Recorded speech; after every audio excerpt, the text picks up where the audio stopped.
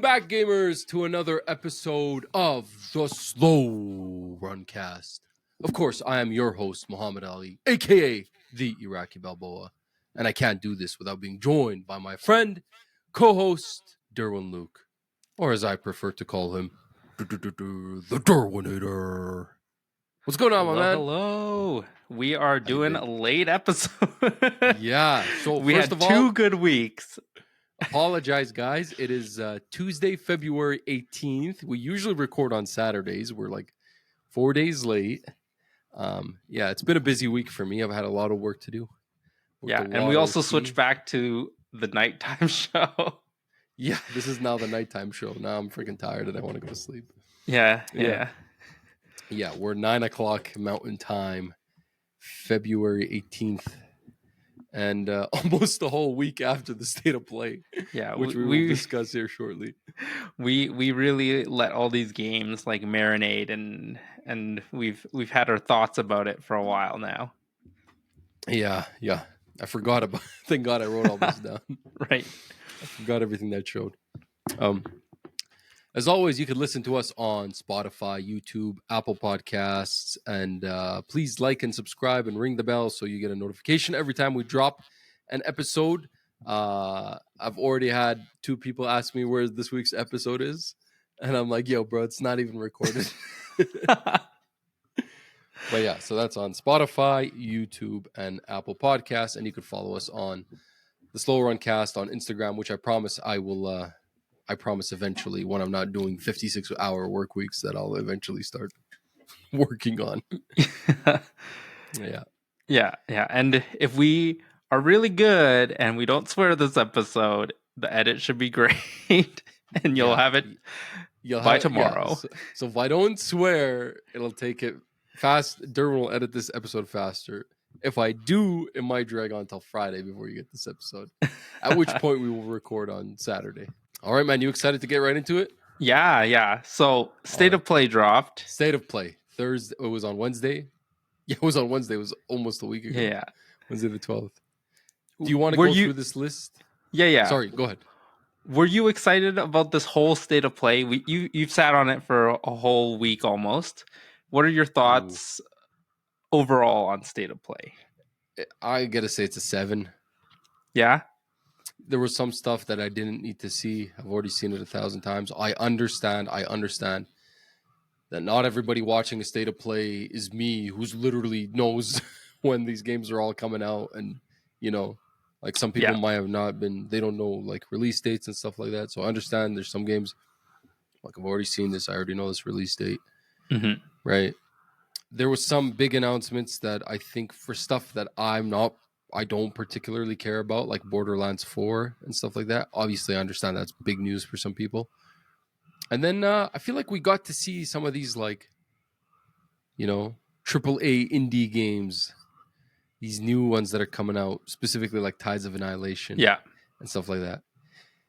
And but then finally, like we'll get to it at the end of the show. We finally found out what one of the studios is working on. So, I went in here looking like I think for the listeners, you should just keep in mind, like if you follow Sony's like history with regards to events like these, if it says State of Play on it, don't go in there expecting you're going to get next God of War release date, next Last of Us, next Spider-Man. You're not. They don't call those State of Plays. They'll call those a showcase. If they got a big bunch of titles with like all their first party stuff all coming out, big updates, you'll know it's a showcase. If you see showcase, get hyped. I think there was only one bad showcase I remember in recent memory, which was the one where they like showed off Fair Games and Concord and everything, which I thought was a terrible showcase. But yeah, otherwise, if it's State of Play, temper your expectations. Mm-hmm. You could get some big announcements. I remember the last State of Play, the first one we covered. Me and you, when we first started, it was our first episode of the podcast back in September. I thought that one was really good, and I thought that one might have been better than this one, but I kind of agree, but there is a few games that are announced that I'm personally excited for. Okay. So I'm a little, I think I'm like maybe like a 0.5 or a whole point more excited in terms of like rating. Yeah. Okay. Well, but yeah, we'll get into it and we'll see. I'm really curious to see what really like, because we didn't watch this together like the last one. So. Yeah. And we haven't really had a chance to talk much about it. Mm-hmm. We haven't talked about it at all, actually. No, not at all. Yeah. Yeah. Okay. They started off the show very strong. Monster Hunter Wilds. I'm so sick of seeing Monster Hunter Wilds. Monster Hunter Wilds is the new Deathloop. Remember Deathloop in 2021? Mm-hmm. I felt like every 2 days there was a new Deathloop commercial. Yeah. So they basically reiterated that it's February 28th. I understand. It's the last final market push before the game comes out. Mm-hmm. But if you weren't aware already, Monster Hunter Wilds comes out on the 28th. They even gave us an information on their first title update for a game that isn't even out yet. Yeah. They're giving you information about what their first update is going to be. It's the spring title update, which is free, and it's coming after launch, and it's going to include the monster Mitsuzune. Yeah, Mitsuzune. I'm not a Monster Hunter person, so that might mean something to Monster Hunter aficionados, but yeah, it looked like a blue dragon. So yeah, so maybe it's something from other games or something. Yeah. Moving on, coming from Sega, which we already knew this from like 2 Game Awards ago, and being developed by the Streets of Rage 4 developers, Shinobi Art of Vengeance, with a release date August 29th. This is one of the highlights for me. I'm really excited for this. I'm not excited at all for this. Oh my god, this game looks beautiful. Why not? I'm just curious. I just don't think I like the art style. Oh, and dude, the art style looks amazing. Really? I have like a completely different take on this. I thought it was like really boring. I was like, oh my god, another like ninja like side scroller. I'm not interested in it. Oh, dude. I guess caveat is I am a big Streets of Rage 4 fan. So when I found out it's from the same developers, I'm like, okay. I really loved Streets of Rage 4. The art style was amazing. The combat was amazing. The gameplay was amazing. Mm-hmm. So I know it's not the same genre. That was like a side-scrolling brawler. Yeah. Or beat 'em up. And this is, I don't know if it's a Metroidvania. I really can't tell. But regardless, this was one of 5 Sega games, if you recall, 2 years ago. Sega was saying they will be, rebooting these franchises. Mm-hmm. And I believe it was Shinobi, Crazy Taxi. I think I have it written down here somewhere. But there were 5 games. They did like a quick cut of each one 2 Game Awards ago. And this is the first of those 5 games that we're actually kind of getting updates on. Like, we don't know what's going on with the other ones, but this is the first one where we actually see a working title and, So, yeah, so it was actually, they were doing more Streets of Rage, Crazy Taxi, Jet Set Radio, and this, so Shinobi. So those 4 games. I'm excited for Jet Set Radio, of course, and Crazy Taxi. Mm-hmm. But Crazy Taxi was fun. Oh, man, the arcade. Yeah. The actual arcade game. Oh, so fun. So this is why I'm looking forward to this, because this is Sega also rebooting some of their classic franchises. Sonic Racing Cross Worlds, closed network test, beta, February 21, which is in 3 days if you sign up. Is this doing anything for you? No. No? Dude. Like, I'm not a kart racer guy. Like, literally, like, what? Was it a month ago they showcased, like, new Mario Kart? Like... for this to come out as a trailer the next month, I don't care. I do think it looks cool, and I am going back to the Sega Genesis. I am a Sonic guy, not a Mario guy, but I don't care either. I'm not whatever. It's just the kart racer. I feel like it doesn't know. And Mario Kart is you can't eat their lunch, right? Yeah, there's no way this is I think if it comes out anywhere near timing for Switch 2 and Mario Kart, it's not gonna sell. Yeah. Well, unless it sells on consoles where people don't have a Mario Kart, right? PS5 only people. That's fair. Xbox only people. Digimon Storytime Stranger. You're excited for this? Yes. I don't give a damn. I knew you'd say that. This was literally my lowest of my low. I was like, oh, this is what this state of play is going to be. Yeah. There was actually rumors about this Digimon game before the State of Play. Yeah, it was like 3 hours before. I was off the internet, so like I didn't know about it at all. And then when they announced it, I'm like, oh my god, I'm so like excited.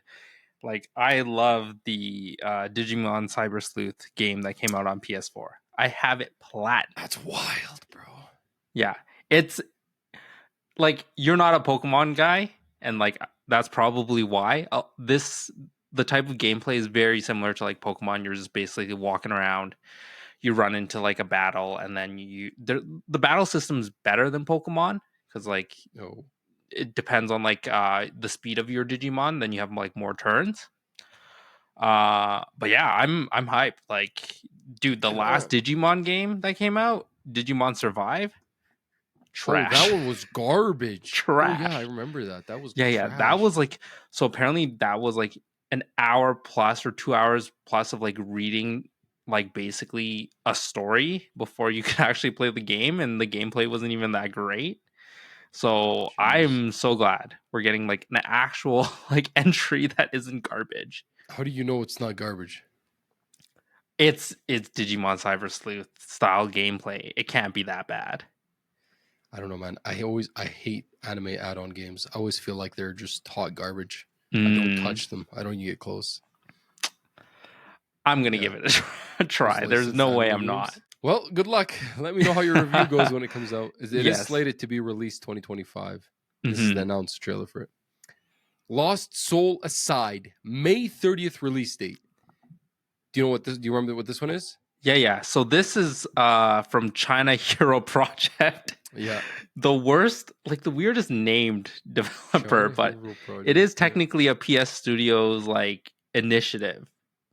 They are teaming up with them, and I think Sony is funding a portion of it, but it is from a Chinese developer. Yep. Yeah. It looks like a Final Fantasy 15. That's the exact same. That's the exact same thing I wrote down. It had something else in there. I remember. I felt like it had like. These are my exact notes.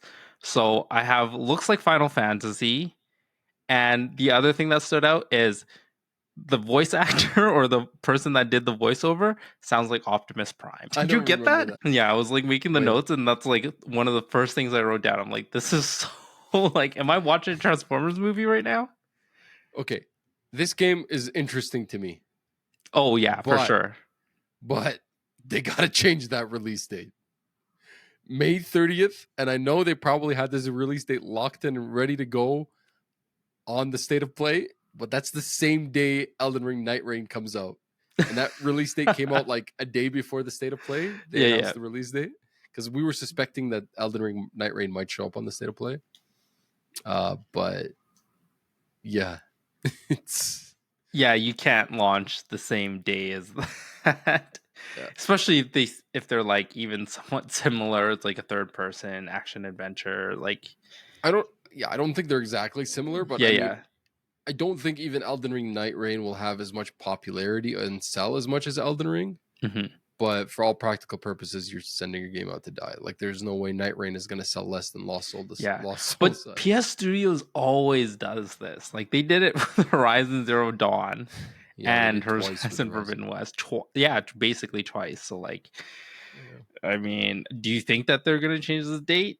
I think they should. I think they should bump it back at least 15 days. Mm-hmm. They should send it to mid-June. Like a Dragon, Yakuza Pirate in Hawaii.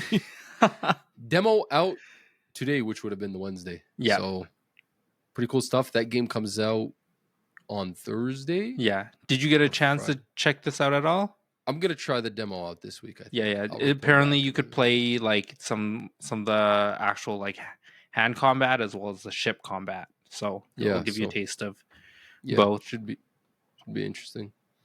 I really want to see what the ship combat is like. Yeah.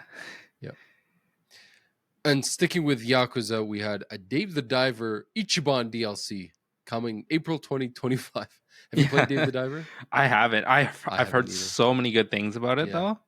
Yeah, I haven't either. They had a Godzilla DLC. Is it on phone?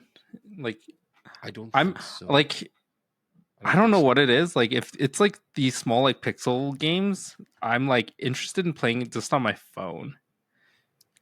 because you're like, you have it beside you, and you don't have to like turn on your PS4, PS5. Yeah, there's a Dave the Diver collab on Balatro. I don't know if you've noticed. You could change some of your I think your heart suit to Dave the Diver characters. Mm-hmm. Yeah, they don't have Dave the Diver on iPhone at least. So yeah, let's just be on PC or consoles. Yeah. Okay. Splitgate 2 Alpha February 27. Have you played Splitgate? Do you care about Splitgate 2? No, not really. Yeah, we can move on. It looks like I feel like when Splitgate 1 it came out, it was actually pretty interesting. But then Halo Infinite came out like a month later or something, and it like ate its lunch. And I just thought it was like, let's take Portal or Portal 2 and just make it FPS. It's Portal Halo. Yeah, it's basically that. WWE 2K25 March 14 release date, and they gave us some info on the island. Yeah. Did you see that where it's like that hub world? You're going around. It reminds me of like some of the Dragon Ball games kind of have that. It's like this, just kind of like this weird. Hide it. Yeah, like this weird world where you could just like customize your character and stuff like that, and like this is so stupid to me. Like, I don't know. Yeah, I don't know.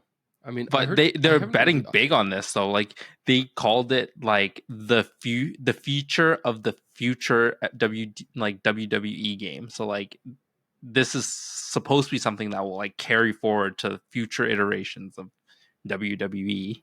This is gonna be the ultimate team of WWE. Right? I just don't know how like this is what they came up with for 2K25, but I mean maybe it does well. Who knows?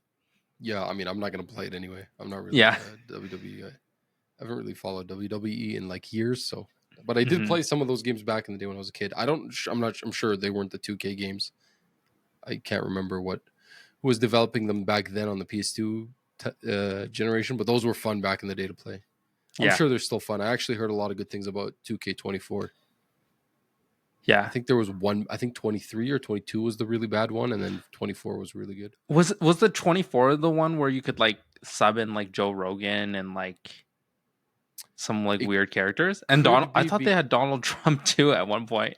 It could be because didn't the company either that owns the UFC bought out WWE, or was it the other way around? Yeah, and I thought you could put Dana White in it too. I can't remember, but it was yeah, I remember seeing something like that. I recently played UFC 5. They added it to Game Pass, and like the controls are really hard, man. I couldn't figure it out. But then I set up Dana White against Alex Pereira, or Pereira or Pareja or however you pronounce his name. And I literally, dude, Dana White, they built this guy like a brick. The guy has like steel chin. I straight up like high kicked him in the face like 7 times in a row. He wouldn't get knocked out. But I just kept going back and back and forth. I kept running it. It was like lowest difficulty. I would just freaking high kick Dana White with Alex Pereira. And I kept going over and over again until I would knock him out. It was the most satisfying thing. I probably did it for like an hour, bro. Straight up. I just beat the out of Dana White. I didn't give a bro. Record that. That's 9:30. Put that down. Might get down somewhere. 9:30 on the second. I had to say it, bro. Just beep that one. Leave it in. Yo, dude, it was so fun. I might just go right now after this and beat the fuck out of Dana White. So instead of playing about, you're gonna go beat Dana White. Dana White up in UFC 5. It was so satisfying. Oh god, that's funny. Oh my god. Borderlands 4. So Borderlands 4, we got a special state of play coming this spring. Announcement for a special state of play coming this spring. We got a release date, September 23rd. Borderlands 4, you excited? I mean, it looked like Borderlands. Yeah, it did. Like the movement looked pretty cool. That's what I have written down. And that's like more or less it. Like I'm just glad we didn't see like some annoying like claptrap trailer where he like rolls up and starts talking about random BS, We actually got to see some gameplay. Yeah, I think this is the first time we got to see actual gameplay, no? I don't think I've seen gameplay for this game at this point. It all kind of blends together. Like it just looks exactly like Borderlands looks, like the cartoonish like art style and like the guns like kind of just all look the same to me after a while. Yeah. I don't care about Borderlands at all. I don't give a damn about Borderlands. In fact, I actually hate Borderlands. Yeah, Borderlands 4. Growing up, my brother loved Borderlands, and I remember just watching him play Borderlands 2 for hours. Yeah. And the game literally had no appeal. And I'm just like, you just keep getting more gear, and you just look at the rarity, and you just keep swapping it out, and there's 10,000 guns in the game. Mm-hmm. I'm like, this is a drag. I don't want to see this game ever in my life. So I'm happy the movie flopped. I hope this game flops and they move on. Nobody, yeah. I'm just kidding. I'm just kidding. I do not want. I don't wish ill on any developer, but I won't be buying this game. Yeah, unless it gets like 10s or something. Mm-hmm. This next game, though, this Split is something. Fiction. This is game of the year. Keep in mind. Mm-hmm. Oh my god, my wife just texted me. She's like, "Oh my god, I fell asleep with lights on. Wake up to Dawood laughing at me." He crawled out of his bed probably and literally just like opened the door on her and just is laughing his ass off. Your wife's cooked. Brain mush. Yeah. So, Split Fiction, March 6th. This, of course, we've seen this game plenty. We already know this release date. This is the last push for like marketing. This is the game from Lite Studios, the team that's led by Joseph Ferris, who was the lead developer, producer, writer, director on It Takes Two and A Way Out, and previously Brothers: A Tale of Two Sons. I've played It Takes Two. It Takes Two is an amazing game. It won Game of the Year 2021 at the Game Awards. Yeah. It's sold like 20 million copies, which is insane. This game looks good. I'm so excited. I actually have like kind of like a weird segue for this one. So have you seen like the Instagram like this? There's this Arab guy or this Muslim guy on Instagram sometimes, and he just answers like weird questions that people have, like that they leave in the comments. I think like, is this haram? Yeah, I think I've seen this guy. Okay. So in Split Fiction, there's a part where you play as a pig, and then you jump into like this like grinder, and you come out as a sausage. So if you play Split Fiction and you play as a sausage and you kill that pig, is that haram? Are you asking me? Are you asking the guy? You should ask the guy. You should ask the guy. You should get his number and ask him on Instagram. What's his name? I know you got like. There's that account. It's like he'll be like, "What?" They'll ask him, "What if I want to marry an anime girl or something like that?" Yeah. That's wrong with you? Yeah. I know that account. Yeah. So I was just, is haram? Dude. We gotta consult the experts. If killing a pig in a game is haram, I'm pretty sure killing human beings in video games is haram. So that was was the first thing I thought of when I saw that gameplay. I'm pretty sure if killing a pig in Split Fiction is haram, I'll tell you what, if GTA 6 comes out this year like they say it will, I'm going straight to hell because of things I'm gonna do in that game. Oh, but yeah, I'm super excited for this. I'm excited for you, and if I get to play it and I actually get to play it through, then I'm going to be excited for myself. You need to lock in a gamer girlfriend by then, dude. You need to lock it, because this one, my wife's calling dibs, bro. If I'm playing this with you, that's like cheating, bro. Yeah, that's straight to divorce. Straight to divorce, dude. I've played all these guys' games with her. Yeah. Did we already know about a bit of the story for this? I think we game? did. Yeah. This is kind of just the final push. We knew about how it's two different authors. Yeah. And playing through their stories, and there's like a sci-fi author and there's like a fantasy author or something. Yeah. And you're just basically taking turns going through their stories, which is super cool. Exactly. Yeah. Directive 8020. With a release date for October 2nd, this is the next game from Supermassive Games, the developer of Until Dawn, The Quarry, and the Dark Pictures anthology, Man of Medan, House of Ashes, Little Hope. Yeah. And I think recently they co-developed the casting of Frank Stone. These are those like interactive kind of story where it's decision making and split different Yeah. Are you excited for story this arcs. one? Honestly, I'm like on the fence with these type of games because I've played a lot of them, but I don't think I've actually finished them. And the only like game in this genre I've actually played and liked and played to the end wasn't a horror game. It was As Dusk Falls a couple years ago. It was on Game Okay. Pass. Really good game. It was like a murder story sort of. Yeah. Is this Criminal on similar the run. to like the Walking Dead like Telltale I Games don't series or not think quite? so. I'm not exactly sure. I haven't really played much Telltale games, so I can't answer. Okay. So I'm only asking this because this is like a game. If it was a movie, I'd be watching it. Yeah. I mean, it does look like it's a Thing ripoff. Like you're on some space station, and then there's like the bug, the alien or whatever could change itself into one of the people on the space station. It looks like a Dead Space Thing ripoff, but I don't know. Their games are usually good for what they are. I just feel like they haven't been able to hit that Until Dawn peak that they did years ago now. Yeah, I also wrote down like Alien crossover with the Thing kind of game, and I wrote down I was interested. So I'm asking these questions because I don't know if I'll check it out or not. I feel like this is a play with a friends game. Yeah. For sure. The thing is with As Dusk Falls, which is a completely different developer, completely different genre, it's not horror.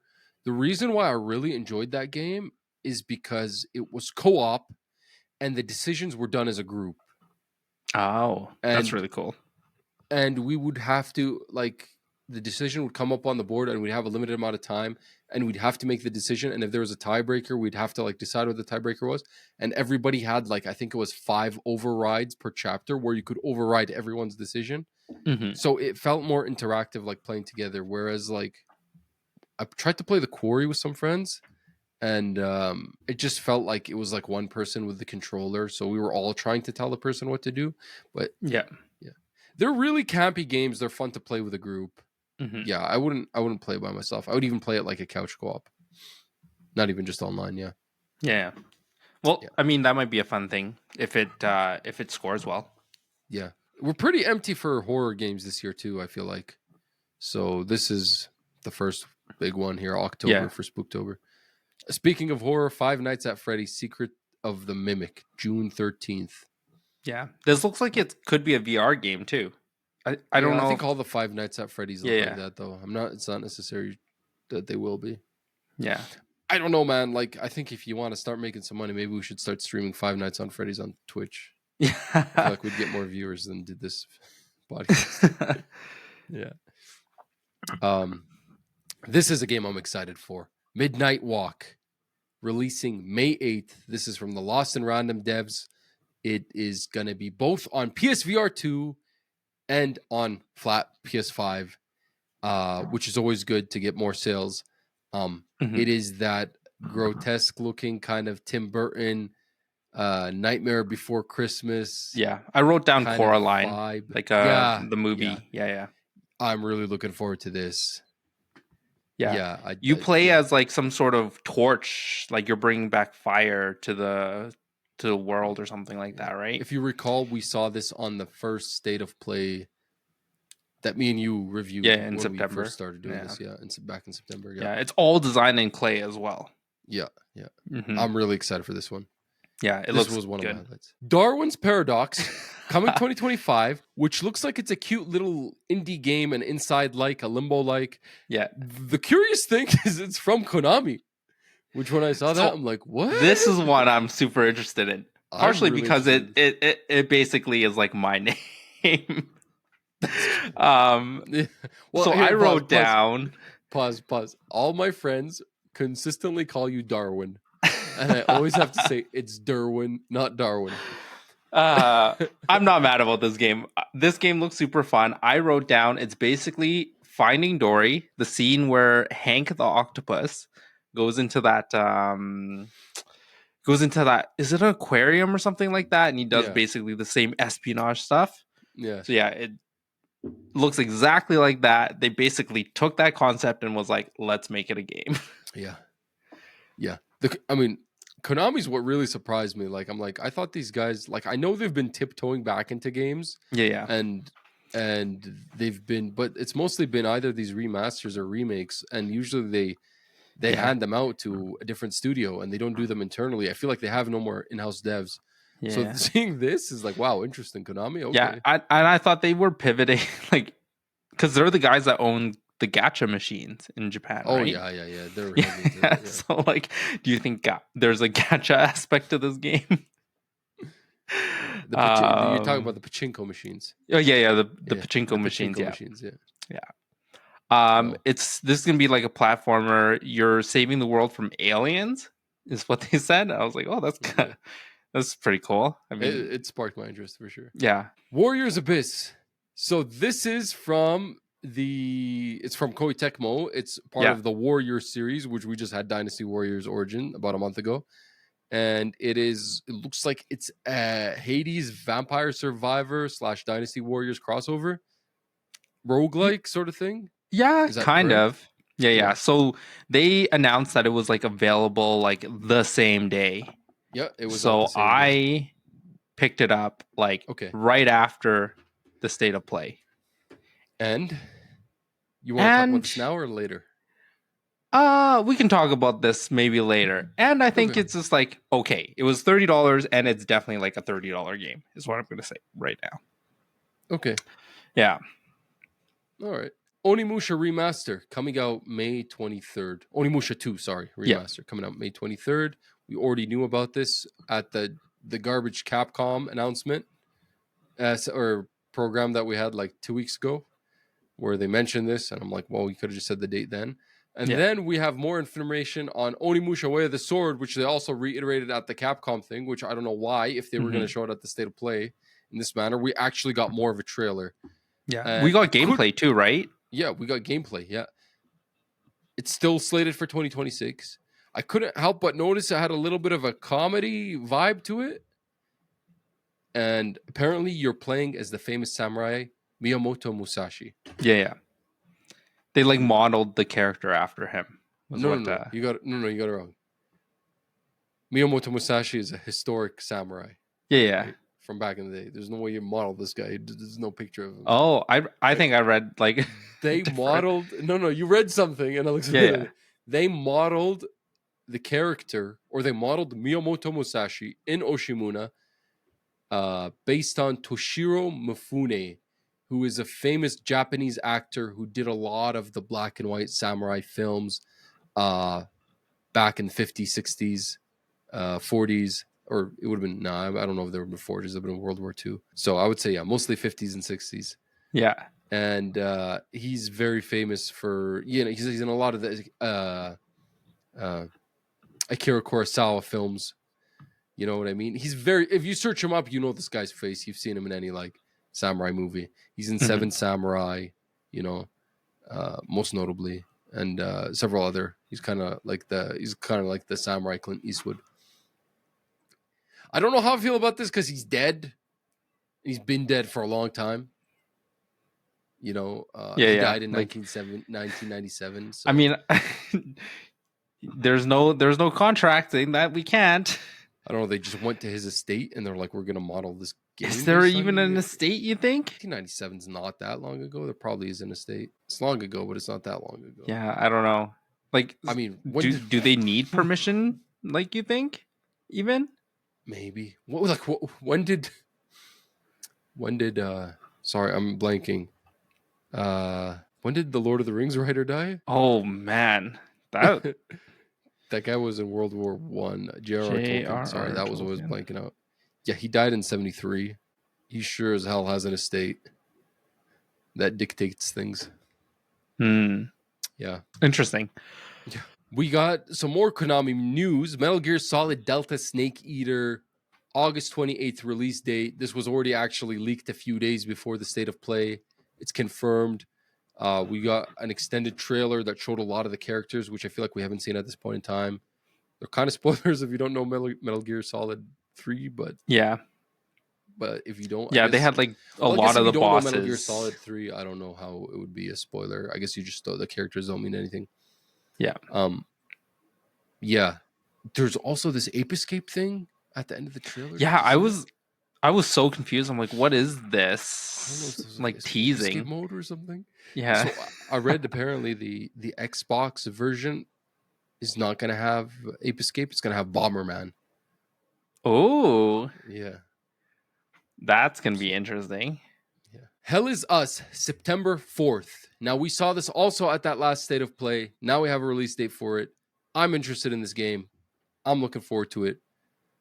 Looks good to me. This is that, like, looks like it's an open world RPG. They said that it's very not hold handy. It's kind of in this post-apocalyptic / ancient technology like setting. It gives me that vibes. Yeah. There was a drone that follows you around, right? Something like that. It was supposed to be like a horror 3D. You have a sword, and that's like your main like combat item, I think. Something like yeah. Yeah. It's still a little bit of a mystery to me, but I kind of like when a game's a mystery, just going in and I don't know. I don't think I was sold. I was like, oh, this is like nothing interesting to me personally. Yeah, I'm not falling head over heels for it, but I'm gonna keep an eye out for it for sure. Mm-hmm. I thought it looked okay. I've actually seen this game, like I've actually known about this game for a while, but there was never really a lot about it that we knew what it actually looked like. But now that we see how it's coming out to fruition, I thought it would be more of a horror game.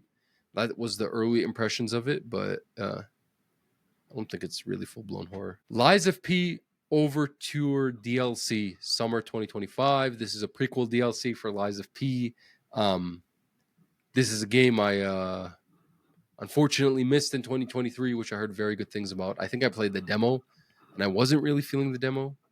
I mean, I like Souls games, but I feel like I only like From Software Souls games. I'm not really a big fan of the copycats. But from what I heard, this is one of the better copycats, and it does the Bloodborne formula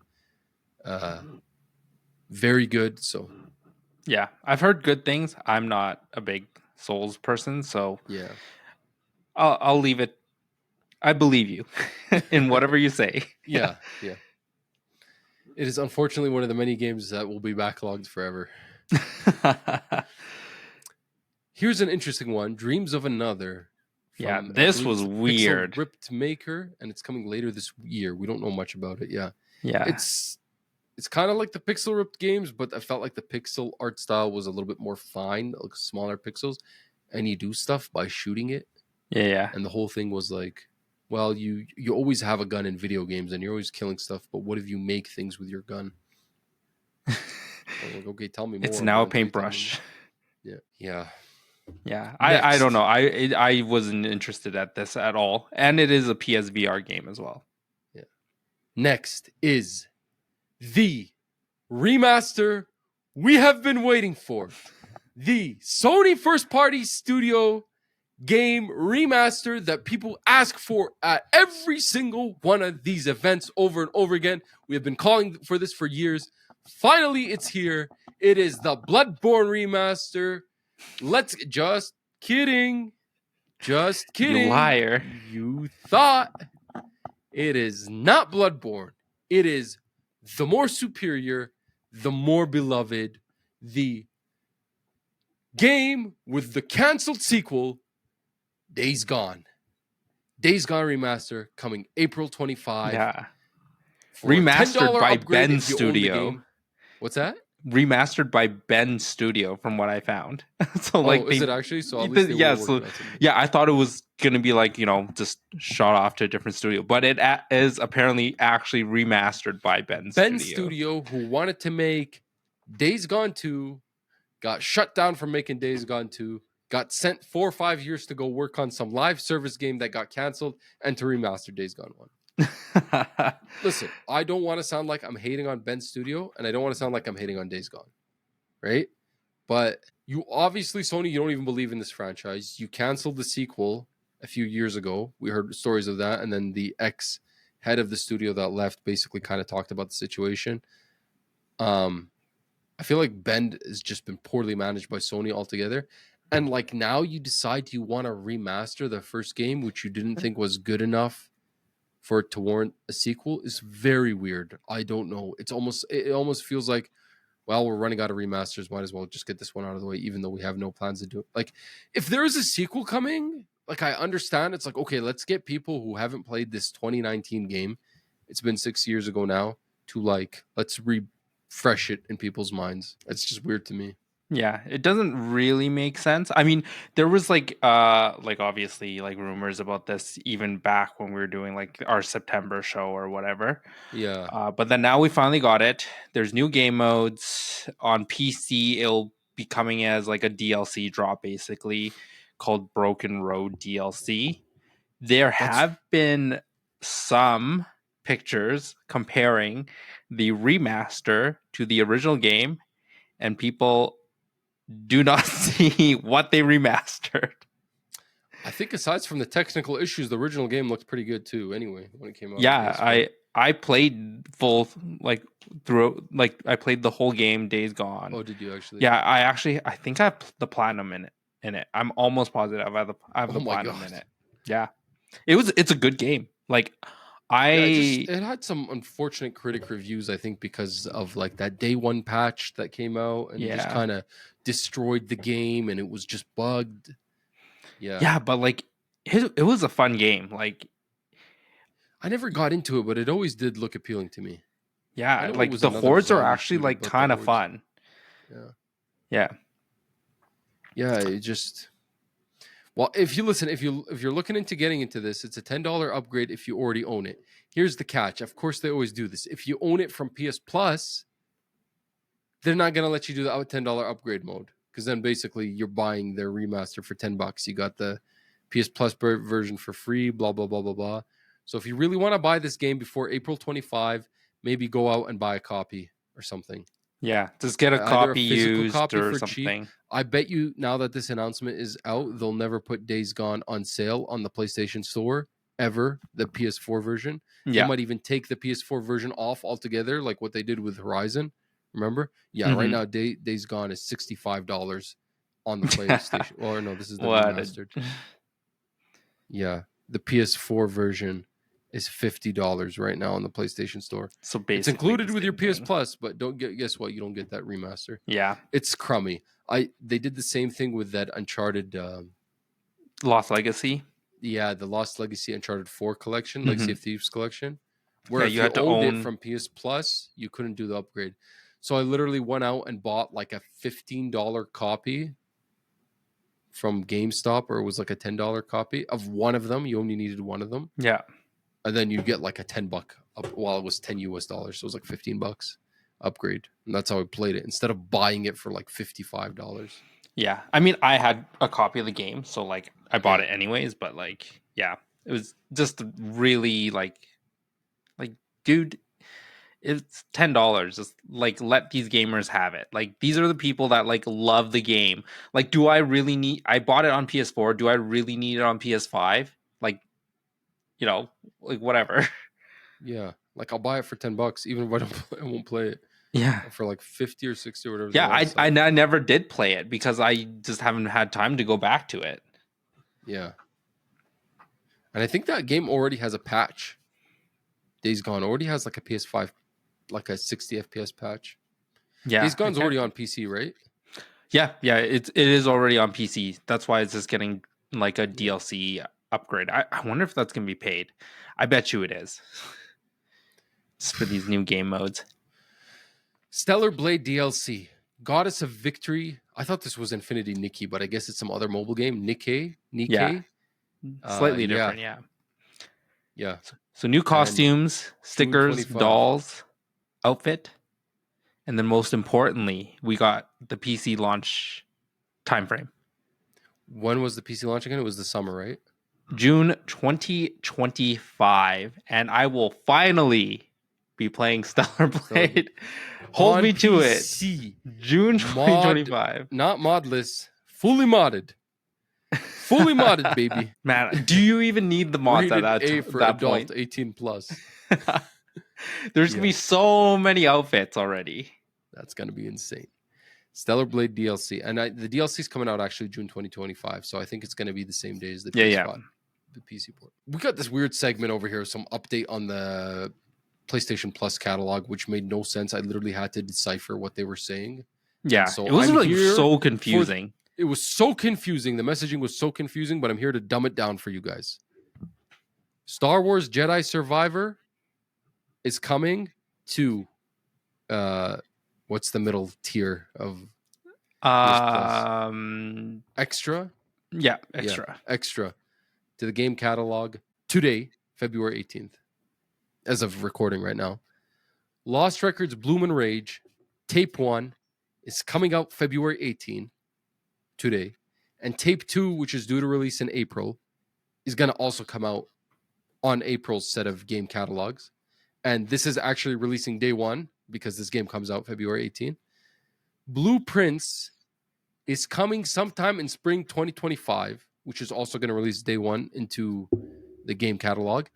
And Abiotic Factor is going to come summer 2025, also day one into the cat. And the first three Armored Cores from the PS1 are coming this summer to the Classics catalog, the premium catalog.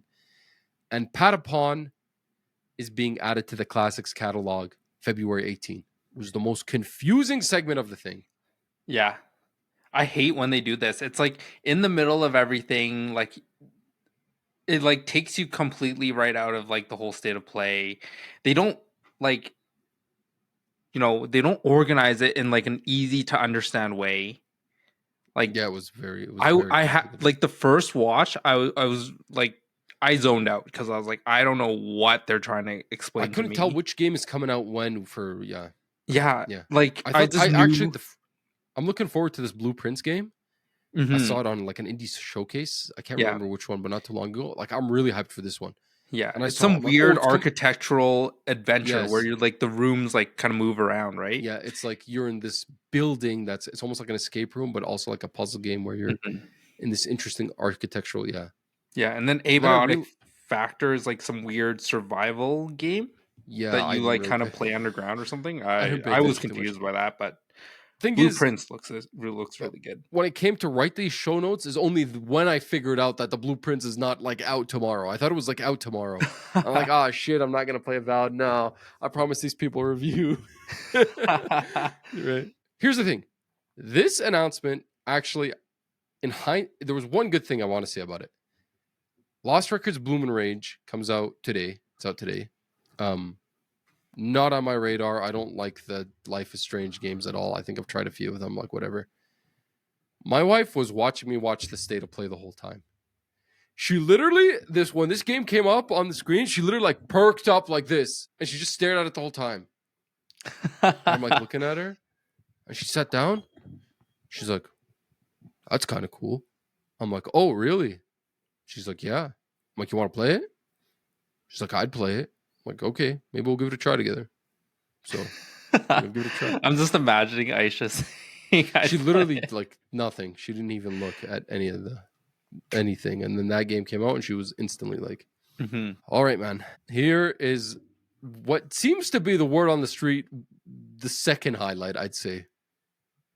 Tides of Annihilation announcement trailer. This is the action adventure. It looks like it's a God of War, Stellar Blade. I don't know what it is. There's a mixture of things there. Notably, a waifu seems to be coming from a Chinese developer. The voice actress is the same voice actress as what's her name from Baldur's Gate 3. It's a very famous character. Everybody was romancing. Oh my god. No idea. Well, the character name is Gwendolyn, and it's set in London, from what I understood. Yeah. Shadowheart. Yeah. And her name is something English. Sorry. I'm going to be held up on this one. What is her name? That's okay. I'll give my thoughts. I think this looks kind of like Final Fantasy 15. Yeah, ish. Like you get to summon like these weird like knights that kind of like have these magical weapons, and the combat seems pretty fast paced. That's like to me, like, reminds me of FF15 for sure, because like you just kind of like fly around the map everywhere, and you summon these like magical weapons that just almost seem to appear out of like nothing. I agree. It looks like it's a blend of things, which is not bad because I feel like it has its own identity. Mm-hmm. The blend gives its own identity. I couldn't help but notice how perfect this lady's hair was. It's like the dev spent all the time on the hair. It looks like she just came out of the freaking hairdresser. Like perfect curls at the end. Yeah. Yeah, all that budget straight to the hair. Straight to the hair, the budget. Yeah. I don't know. Looks kind of cool. Yeah. No I'm release really date, though, right? No release date. This was just an announcement trailer. Yeah. We have no idea. Little Eden, May 6th. This was also a new announcement with the release date. I mean, if I don't even really remember what your game was, it looks like it's some sci-fi shooter. I'm not really sure if it's multiplayer. You know what's funny? I wrote the exact same thing. I don't remember this game at all. And it's the same thing I wrote is sci-fi FPS May 6th, 2025. I don't know if it's a multiplayer game. I can't tell if it's a multiplayer game or if it's a single player game. Yeah. Developed by Raycon Games. Yeah, it's pretty. It seems like a pretty fast-paced shooter. There's like wall jumping. Looks very colorful too. So yeah, I don't know. Next game also wasn't something I really caught my eye, and it is Mind's Eye, which we didn't get a release date for this one either, did we? This summer 2025.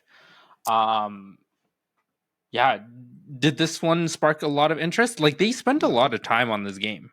It looked really good and really bad at the same time. Graphically, I felt like it looked like a PS5 game meets a PS3 game. It's like when you go do an exam, and instead of answering every question on the test and getting 80% and getting some wrong, you're like a perfectionist for like 75% of the exam, and you get 100% on that 75%, but then you leave the last 25% blank. That's what it kind of felt like for me, at least. Yeah, it almost seemed like some sort of like rip off from like any generic like Hollywood movie. It took parts of what I thought was like Deus Ex with all the weird like augmentations, and then you mix it with Cyberpunk, and then like there's like so many things. They explained it as like some weird. It's set in near future Americana. You explore AI, you explore corporate espionage, you explore political corruption. There's like some weird driving. Yeah. I was like, can we pick something, please? Here's the thing. This does have a big name behind it. Because the guy who came and showed it was Leslie Benzies, who is he's the former president of Rockstar North. And he was the lead developer on the Grand Theft Auto series back in the day. Grand Theft Auto 3, 5, from between 3 to 5. And then he left Rockstar in 2016. So this is like his new game. So, I mean, there is a big name behind that. Like, producer on 3, Vice City, San Andreas, 4, and 5, and all the stuff in between. Executive producer on Red Dead Redemption, the first one. So yeah, he's been around for a long time. Yeah, I think he has some other game coming up called Everywhere. Anyway, yeah, he's that's why he came out and announced this. So I don't know. Again, I was not interested. Mm-hmm. It didn't really do anything for me, but it does have a name behind it. So, and there goes my lighting. Whatever. Who cares? That's okay. We're this far anyway. Last game, 2026. This is the next game from Housemarque, and was shown to celebrate their 30th anniversary. It was the first look, kind of teaser trailer. We didn't get any gameplay. It is not Returnal 2, but it seems like it's very much Returnal. Mm-hmm. Sci-fi setting, kind of a die and rinse and repeat system. Mm-hmm. According to the devs, there's going to be more like carryover for each run compared to Returnal. We finally know what Housemarque is working on. Thank God it's not a live service game. Thank God it's a game they want to make. that answers one more question in the Sony first party studio. And if I reckon correctly, the only real questions we have left for what are you doing is the Sony Santa Monica at this point. Yep. Yeah. We know about Ghost of Yote. We know about Wolverine. We know about this now. We know about Intergalactic. The something I've Heretic. the yeah, something like that. Can't remember. So this one, Who was the actor? Everybody kept talking about him, but I honestly don't know. The actor is Rahul Kohli.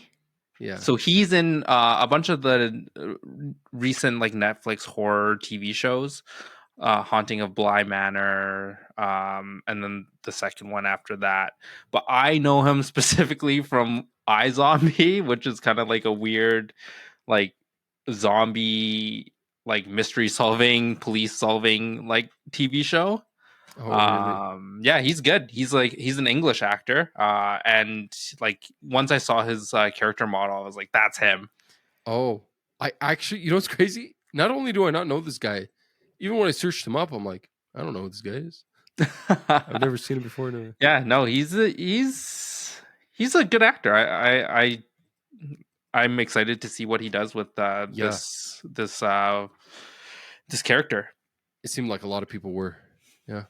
Mm-hmm. That is it for the Sony State of Play. Pretty meaty. What are your highlights? 5 highlights. Come on. Well, it has to be Tides of Annihilation. Tides of Annihilation. Saros, obviously. We're going to go Darwin's Paradox. Midnight Walk. Oh, man. I'm not going to say Split Fiction because we already kind of like knew about that. I'm going to go with the one that I'm excited for and you're not. Digimon. Yeah. Okay. I'm going to say Shinobi, Lost Soul Aside, Midnight Walk, Darwin's Paradox, maybe. I don't know. I wouldn't make the cut there. Onimusha Way of the Sword, although we've already seen it, I don't really know where to put that in there. Hell Is Us, and probably Tides of Annihilation. Soros, of course, Soros. So I cheated. I put 6 in there. It's a lot more than 5. Yeah. So I still stick to my 7 out of 10. For me, at least. Yeah. You still same grade, even after reviewing it all? I still think so. Like, okay. There's definitely some that kind of look the same. Like, I thought, like, what's it called? Lost Souls Aside. When I first watched it, looked very similar to Tides of Annihilation. But, I mean, after doing a little bit more of a dive, it's a little bit different to me. Yeah, and, like, the Sega stuff I didn't really care for. But there was things I actually really, really, like, was excited for. That's good. Yeah, and it made me buy a game like right off the bat. So that's true. Yep. No, yeah, it was okay. But here's the thing: we're gonna move on to our next story with this segue. Don't hold your breath, thinking, "Oh, this was the state of play. I'm gonna get a showcase this year. I'm gonna know what the Ghost of Yote release date is. I'm gonna see more Intergalactic. I'm gonna see whatever Sony Santa Monica is cooking. I'm gonna see more of the Soros game." No, brother, because word on the street is Sony's currently contemplating if they're even going to have a big summer showcase this year. Which, interesting stuff, man. I feel like another year of a potential Sony drought. I know we called last year Sony drought, even though their game won Game of the Year. And arguably their other game was really good, Helldivers 2. But, yeah, it does seem like it's been a couple of quiet years for Sony, following a crazy probably start to this console generation and a very crazy end to the PS4 generation. It seems like it's starting to quiet down. Well, it started to quiet down in 2024, but it doesn't seem like it's picking up anytime soon. Mm-hmm. I mean, we already know Intergalactic's not anytime soon. We already know Source is 2026. We already know probably whatever Sony Santa Monica is working on is not till 2026, 7, 8, God knows when. Wolverine's 26, so it's really just Ghost of Yote, which we didn't get, so it makes me feel like it's maybe later in the year, right? Mm-hmm. But yeah, so yeah, it's gonna be like I think like an October release if not like November even. It was July last time. Ghost of Tsushima was a July release. It was a June release, and I think it got delayed. Yeah. But they have what's it called? That Lost Souls or whatever coming. Oh no, that's May. That's May. No, that's May. I thought they had another one. But yeah, I just think I feel like they're gonna target more of like a potential like holiday season. Could be.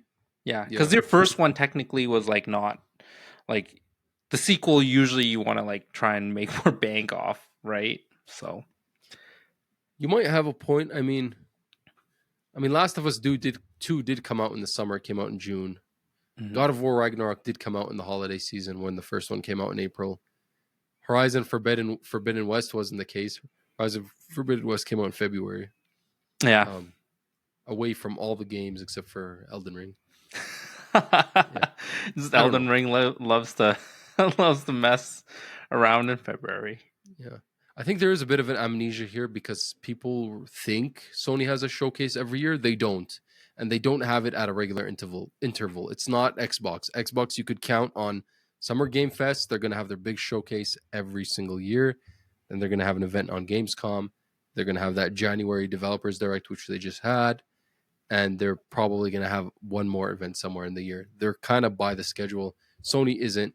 They've had showcases in May, I believe, or March. They had a showcase in June before. They had a showcase in September. It doesn't follow a pattern. And there's been years without showcases, and there's been years with multiple showcases.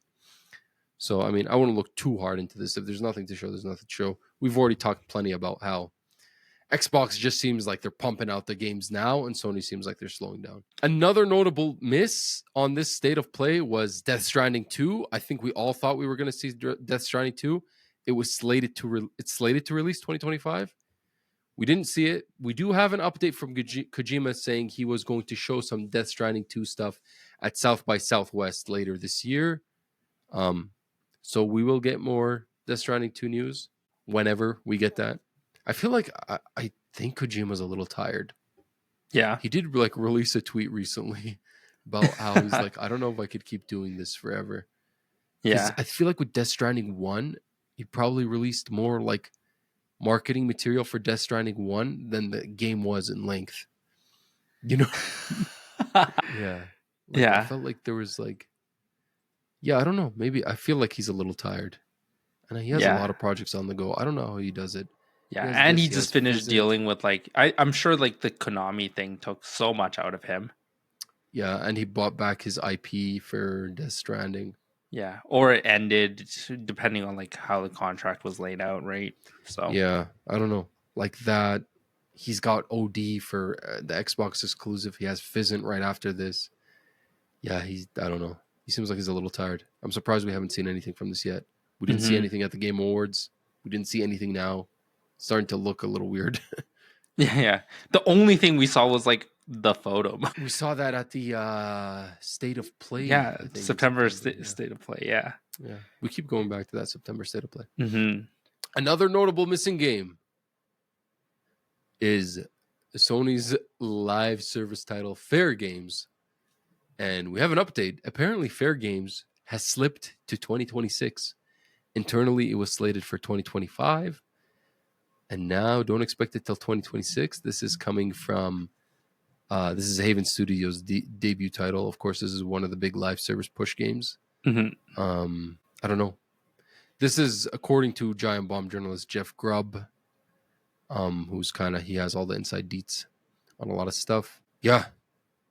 There was notably, there was no Fair Games, there was no Marathon, there was no Gummy Bears.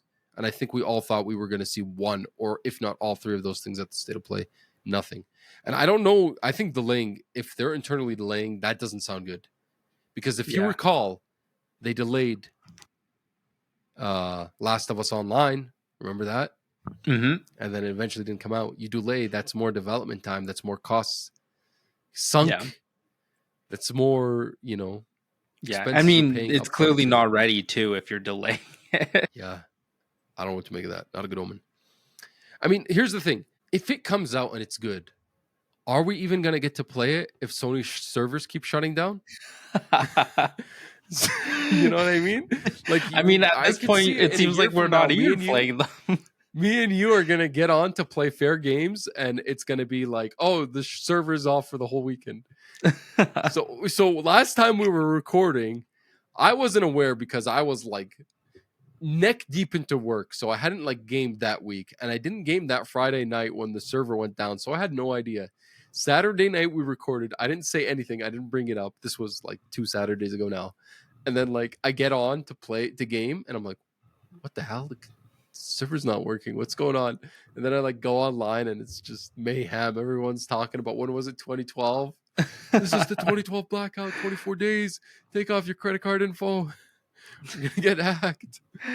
Yeah, Sony's not very good at telling people like what's up. But now you get free extra days of PS Plus. My PS Plus expired 5 days before this happened, so I don't get 5 extra days. Yeah, and I resubscribed for what we're going to talk about later, and I didn't get it either. So you didn't missing out. Here's the plot: you didn't need to resubscribe for what we're going to talk about later. Yeah, you didn't need PS Plus to play that. You did. No, you didn't. I played it without. Some games you don't. I think like Fortnite, you don't need PS Plus to play Fortnite. Are you? I'm dead serious. You don't need it. Well, take my money, Sony. Yeah. Well, they are making good money because they have sold 70 million units so far. So I don't know. We're more than halfway through the console sales. I don't think they're going to sell they're not going to sell PS4 numbers. Yeah. Maybe they'll sell PS3 numbers. Are they going to sell PS2 numbers? So in 20 years' time, are they going to be at 100? What is it?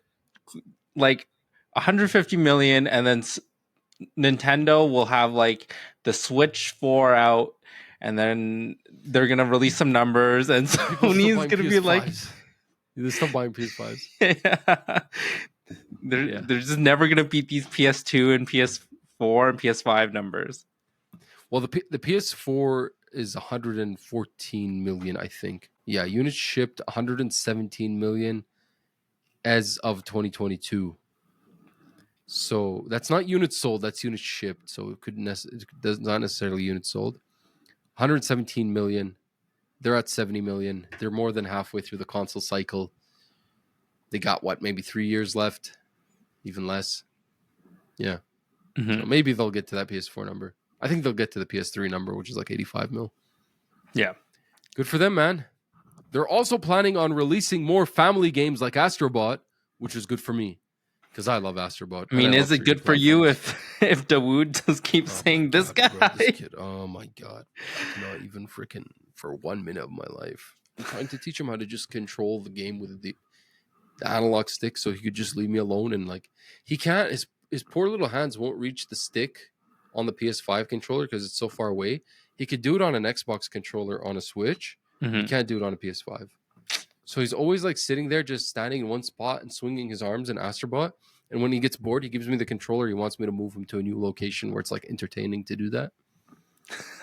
So one day. I mean, listen, if they think word on the street is Astrobot has not sold very good. I don't think it's even sold 2 mil. Which is not great. So the money says don't make another one of these, but they want to Video Games Award says yes. And I think maybe, I don't know, the Game Awards say yes. So yeah, I don't know. They had no choice. Yeah, they had no choice. You're right. They had no choice. Same way as Shuhei Yoshida apparently says he had no choice but to take the indie role. And I'm out here thinking like Shuhei Yoshida's seen everything in his career. And he's like, yo, bro, I want to just like start doing indies, bro. Like, I'm done with this AAA stuff, dude. I want to like experience these new smaller creative titles. Yeah, we already talked about Shuhei Yoshida quitting from Sony last month. But basically, he was told you have to lead PlayStation's new indie initiative or you'd have to leave the company if you don't, which is insane. This is according to him, of course. Mm-hmm. This was in 2019 where he stepped down and he started working on the indie specifically. It's a crazy article, bro, to be honest with you. Right. Yeah, I don't. I don't know what to make of it. He does say that he still like enjoyed working on indies, but the force aspect is pretty crazy. Yeah. You do this or you just leave. Yeah. Well, Shuhei Yoshida's successor is not going to have to worry about competing with Xbox anymore, it looks like, because Phil Spencer's out there having interviews again. He has an interview every week. Basically, he straight up said it, man. I know we've already said the console war is over on this podcast over here, but he quote unquote said, I am not trying to move them all over to Xbox anymore. Basically committing to the whole putting all the games on the PS5. You know, he says we prefer we sell games on Xbox, but we're not going to ignore other user bases. We're going to make that money. We're going to make that dough if we have to develop these games and put them on another system to make some money. We're not just going to sell them on Xbox. We prefer to sell them on Xbox. We'll make more money if we sell them on the Xbox store. We want you to be on our ecosystem. But hey, if you don't want to, we'll still sell you our game. Mm-hmm. So, I mean, I don't really have anything else to say. I think it's been out in the open. I kind of made a prediction about this in the beginning of the year, and now it seems like that prediction was like so dumb because it just seems so obvious. Like a month and a half later, like I was talking about, like everything's going Halo, you know. And I'm just, well, it seems like it's more obvious than ever. Yeah, it was basically like we got it at the very tail end. Yeah, and he's also saying he isn't trying to funnel players away from game ownership. He wants players, if they want to own their games, they can. He doesn't want to force them into Game Pass, which I'm calling cap on that because your whole business model is Game Pass at this point. Everything is about cloud, Game Pass, play wherever you go. Everything is an Xbox. You want people on Game Pass. You want those Game Pass subscriptions. Yeah. It's the only thing that's actually made you competitive even recently. I think you were telling me how he said he's still like physical ownership for games. Yeah. Which at that point I said, like, you guys are full of it because your first party games, two of your last first party games that have come out in the last year, Hellblade 2 and South of Midnight that's coming out in April, don't have a physical release. Mm-hmm. So, and I mean, if these tariffs go through, then we're definitely not getting those releases. Well, slow down for now, so we'll see. Yeah.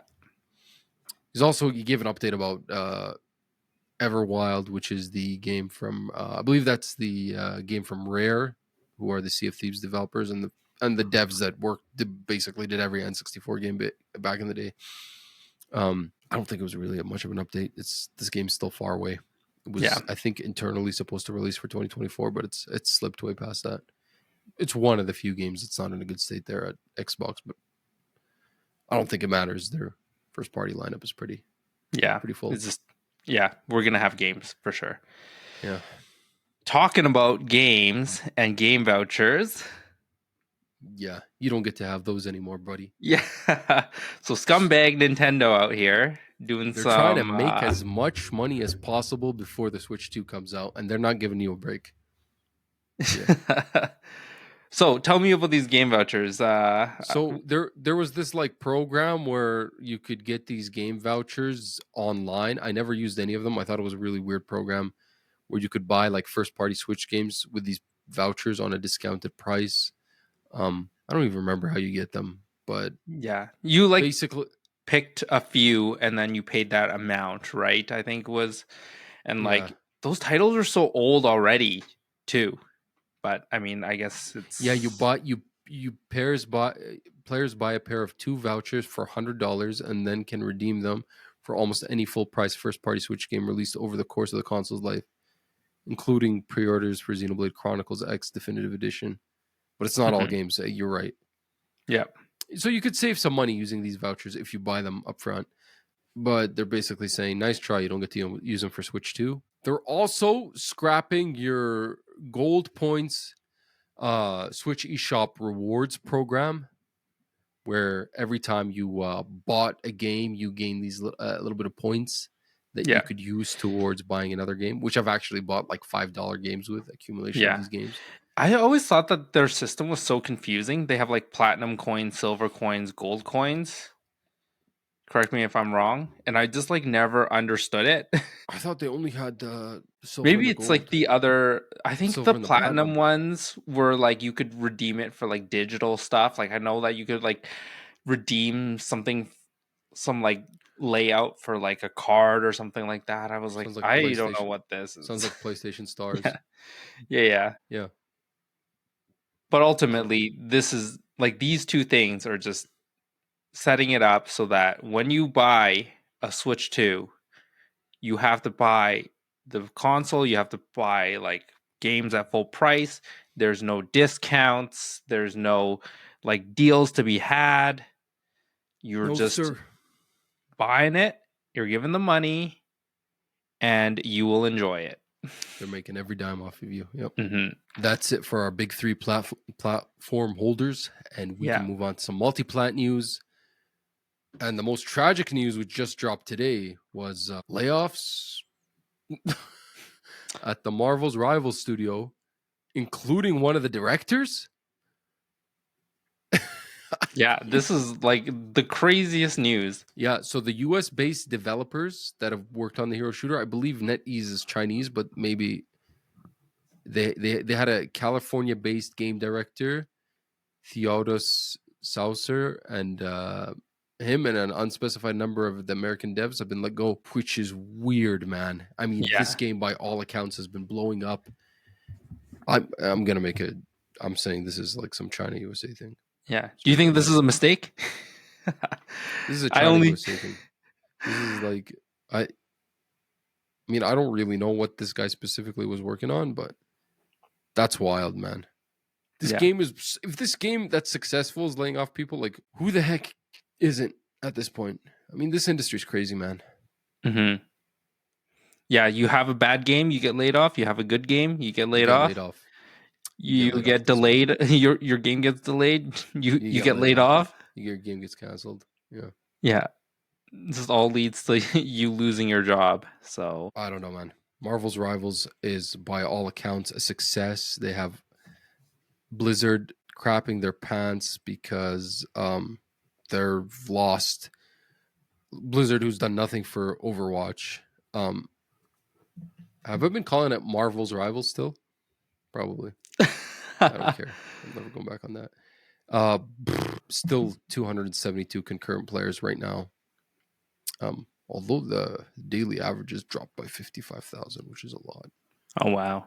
Yeah, it's definitely not at its peak numbers. Yeah, I mean, I don't know what to say, man. Like, if this, it's still pretty close to its 24-hour peak. It's all-time high is like 64. It's like freaking triple that.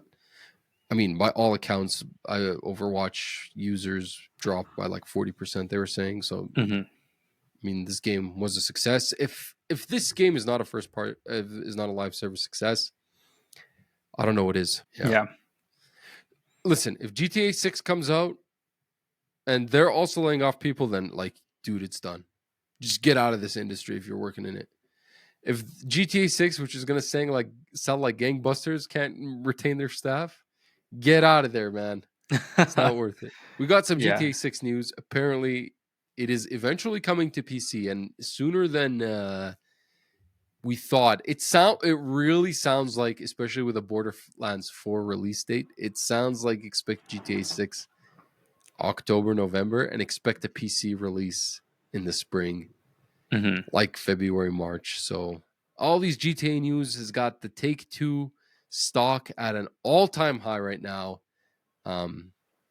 So yeah, I mean, it looks like I might be wrong. I don't think this game's actually gonna get delayed. Yeah. And if it does, then maybe reconsider what you buy in terms of stock.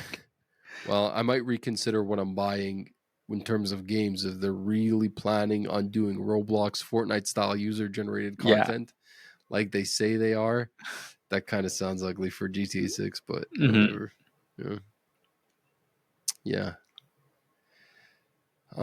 You know what else is ugly? Video games that force ads on you.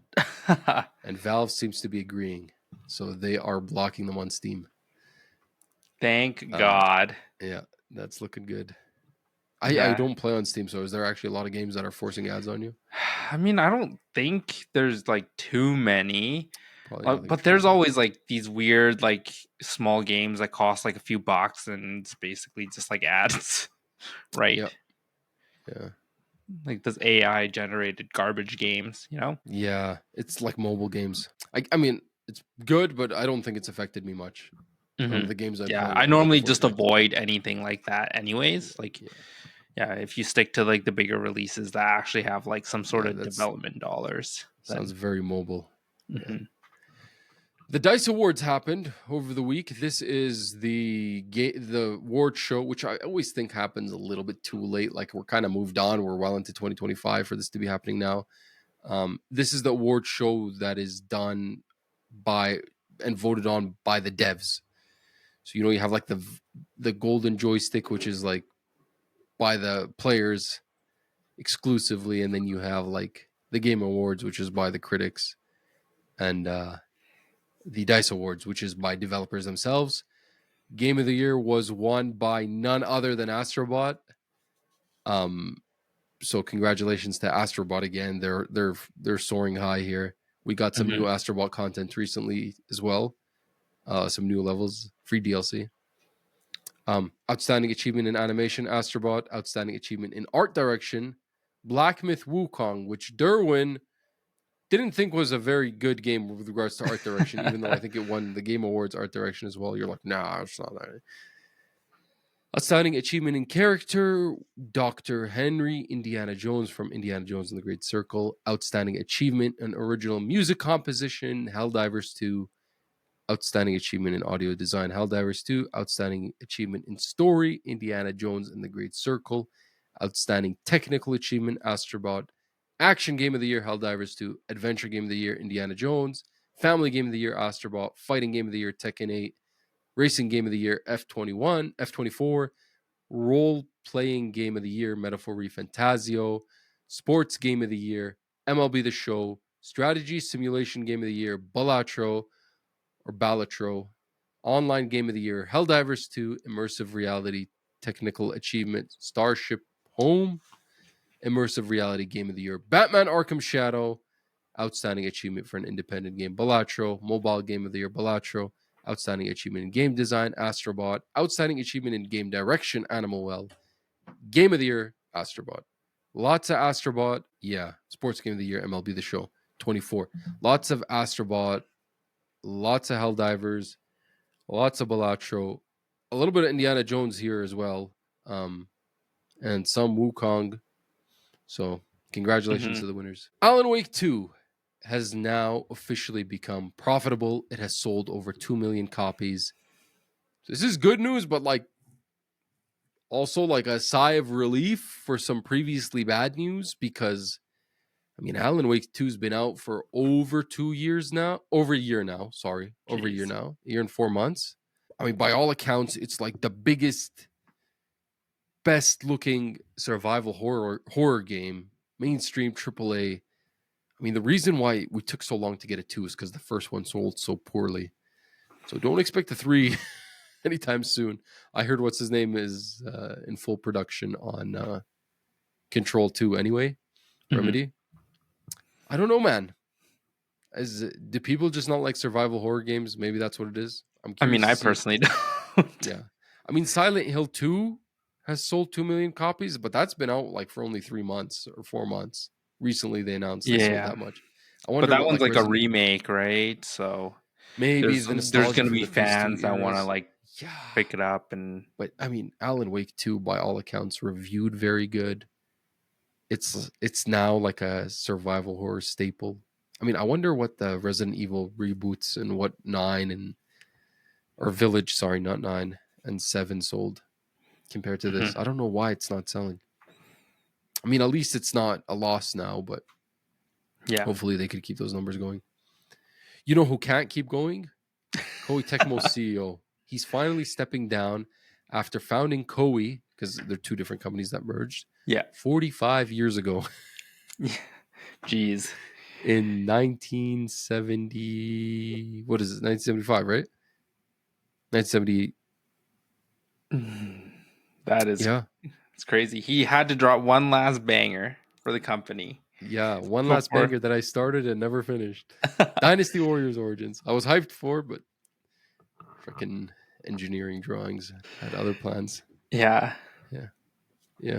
So Congratulations to him on. Oh, he's not even retiring. He's just stepping down, and he's actually joining the board. He's still, yeah. Unfortunately, if you're a Crysis fan, though, Crysis 4 is on hold, which just doesn't sound good. And the director has left as Crytek says it's laying off 15% of its staff. I've never played these games. I remember Crysis was always like the like the meme. Like can this run? Can this run Crysis? Yeah. I've played all of them. So did you? Yeah, I've played all of them. Yeah. What do you think about them? I like it. It kind of got weird. Like I think Crysis 3 was like I was not into at all, but the first two I actually enjoyed. And they're always just like technical. Like technically they look beautiful. So like you got to play it just so that you can see like what it's capable of like doing in terms of like graphics. Yeah. Apparently, I didn't even realize this, but Crytek also develops Hunt the Showdown, which is it's like a battle royale. It's Post Malone's favorite game. Post Malone's favorite game. He has like 300 hours in it, and recently he was in a DLC in the game. You could get the Post Malone skin. So the statement is like so many of our peers, we weren't immune to the complex, unfavorable market dynamics that have hit our industry these past several years. It pains us greatly to share today that we must lay off an estimated 15% of our around 400 employees. The layoffs affect development teams and shared services.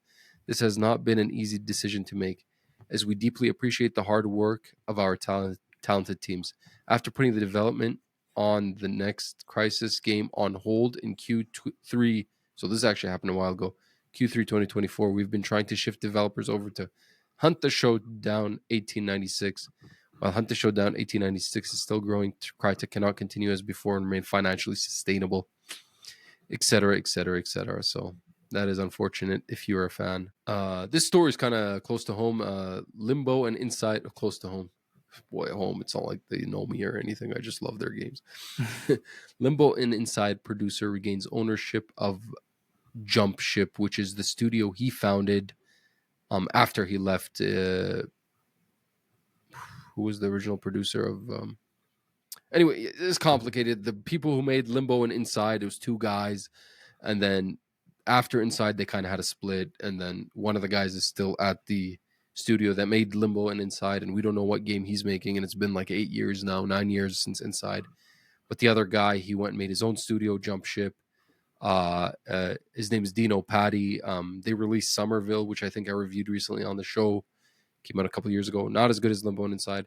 There was a third guy who worked at that studio too, who then went and made his own studio and made a game called Cocoon, which is really good. So they were part of Thunderful, and apparently Thunderful laid off basically the entirety of Jump Ship. And this guy just bought his studio back, which I don't know what that means, considering it has no more staff. I wasn't even aware of this set of layoffs. And he's just trying to start from scratch. He now owns the rights to his studio entirely. So yeah, the original studio was called Playdead, the one that did Limbo Inside.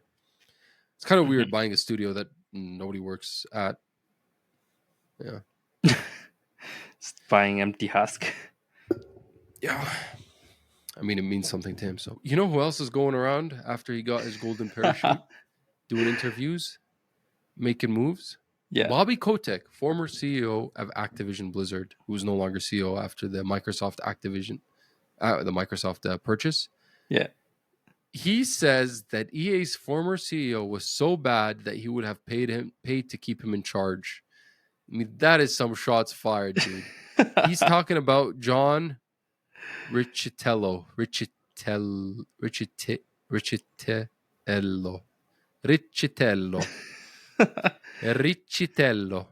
Yeah, he's that same CEO of do you remember that story from this year? Unity Engine? He was the CEO of Unity Engine, and he made that like whole change to Unity Engine.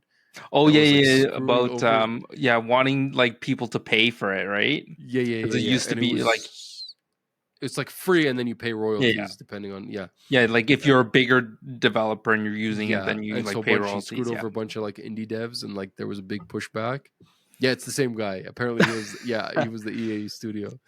Yeah. That's good. But I'm reading this article. In 2025, it was even claimed that EA turned away Bobby Kotick at its E3 booth so that he could play the new Battlefield game. They didn't even want him to try the Battlefield game, so he doesn't steal anything from them. Well, he's invited now because Battlefield Labs will welcome him. So Bobby Kotick called this guy the worst CEO in video games. That's crazy, bro, for Bobby Kotick, bro, to be like taking shots like that. Who's interviewing this guy, bro? Is it even clear the charges, bro? Isn't this guy P. Diddy? Isn't Bobby Kotick is not? There's a bunch of people at Activision Blizzard, bro. They're still sus, bro. Yeah. This news is exciting for me. There's apparently 2 big Final Fantasy remakes that are reportedly still in active development. Of course, it's just rumors. This is from Jordan Midler, reporting from Video Games Chronicle. And it says the Final Fantasy IX remake alongside the Final Fantasy Tactics remake are actually still real and still being worked on. That's pretty exciting, especially if we get like a Final Fantasy VII style remake. I'm looking forward to that. Do you think it's going to be as big as that? That's pretty wild if it is. No. I don't think it'll be like a trio, like a 3 game. I think that's crazy. Yeah, looking forward to that if it's real when it comes. Elder Scrolls fans can now immortalize themselves in the upcoming Elder Scrolls 6 RPG. Do you see this? No, I didn't. You get once-a-lifetime opportunity via a charity auction. It's offering to Bethesda fans. So I guess you go to this charity, Make-A-Wish Atlantic auction page, and you could become an NPC. Do you want to do this? No. You want to become an NPC? No. Come on, bro. You don't want to become an NPC. You're not even a character. You're just an NPC. That's sick, they're gonna do you so dirty. You're gonna be like some guy like standing outside the washroom. Imagine saying I'm an NPC in Elder Scrolls 6. Yeah, we're living in the Matrix. I'm an NPC. So a skater claims he is in the new Tony Hawk remaster about to come out, which we don't know about. This guy's name is Tyshawn Jones. I actually don't know much about skateboarding, but he says he's going to appear in the roster for this upcoming unannounced Tony Hawk remaster. I thought all the Tony Hawk game remasters were like canceled. Like Activision said 1 and 2 remake didn't sell very well, and they were like done with it. So. Yeah, I don't follow the Tony Hawk stuff at all. Oh, well, I don't really either, but I'm just like, kind of like this guy's like dropping news. This is like when what's his name? Who's the voice actor for Kratos? What's his name? I forget. And he was going around saying, "Yo, bro, Christopher Judge." Yeah. I recorded a bunch. Yeah, he was saying he recorded a bunch. Yeah. Yeah. So Ubisoft has revealed some new Rainbow Six Siege showcase coming up next month. Does this mean they're still alive and well? Like, it's the game's 10th year anniversary, I believe it is. And yeah. I don't know. I mean, maybe this was already budgeted, so who knows? Yeah. Maybe it's the game that will save Ubisoft. I don't think so, brother. But did you hear that they're actually pretty confident with Assassin's Creed? Yeah. Apparently they said the pre-orders are comparable to Assassin's Creed Odyssey pre-orders. That's good. Which by all accounts is one of the best Assassin's Creed. So yeah, maybe they'll survive the storm, man. Yeah. I mean, I'd rather they not get bought out by Tencent, to be honest with you. Yeah. I hope they just change the way they do stuff. Finally, did you see this? Magic the Gathering Final Fantasy cards? No, I didn't. I'm so excited for this. I didn't even know about it, and I just saw that it's like pre-orders are up now. Are you gonna go fight somebody at Costco for it? Oh, bro, I'm gonna punch a nerd in the throat at Costco for this, bro. You see how at Costco, when they go and they like take the boxes, they do this like passive aggressive thing where they like take the boxes from each other, but they don't actually confront each other.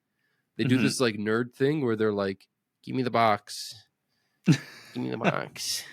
Unless you're a scalper and then you just throw people to the floor. Bro, I'm gonna be 1-2, bro. I'd be like, no, and then the people who get the boxes, I'm gonna like take them to the parking lot and be like, "You rip this pack right now. If Tifa or Aerith are in this, I'm taxing this card from you." Dumb little nerd.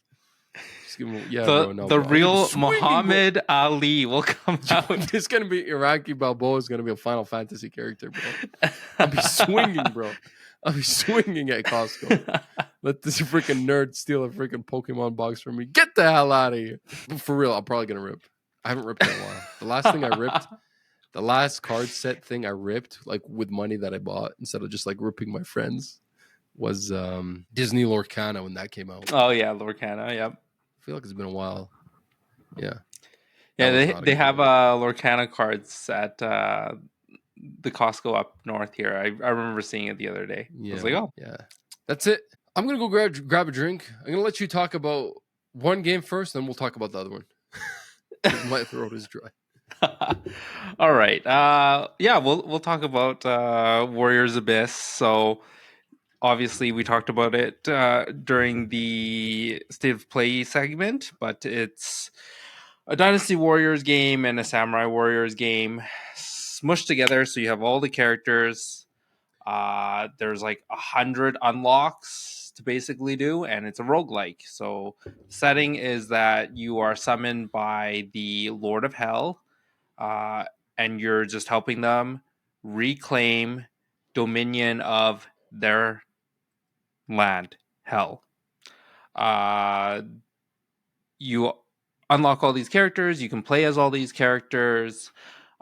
You form bonds with them to slowly make your character stronger as you progress through.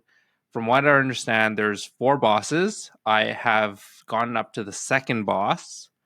So it's honestly not like the longest game, but replayability wise, if you like want to play through it with your favorite characters and you want to unlock everything, then it might be like fun for some people. But I think honestly, Vampire Survivors is more interesting to me, just because I'm not like physically pressing all the buttons and having to think about like, I need to unlock this person and then this person next and this person to like get all the set bonuses. But if you do like a little bit more of like an intricate, like next level up in terms of complexity for a roguelike, then I mean, it's a $30 game.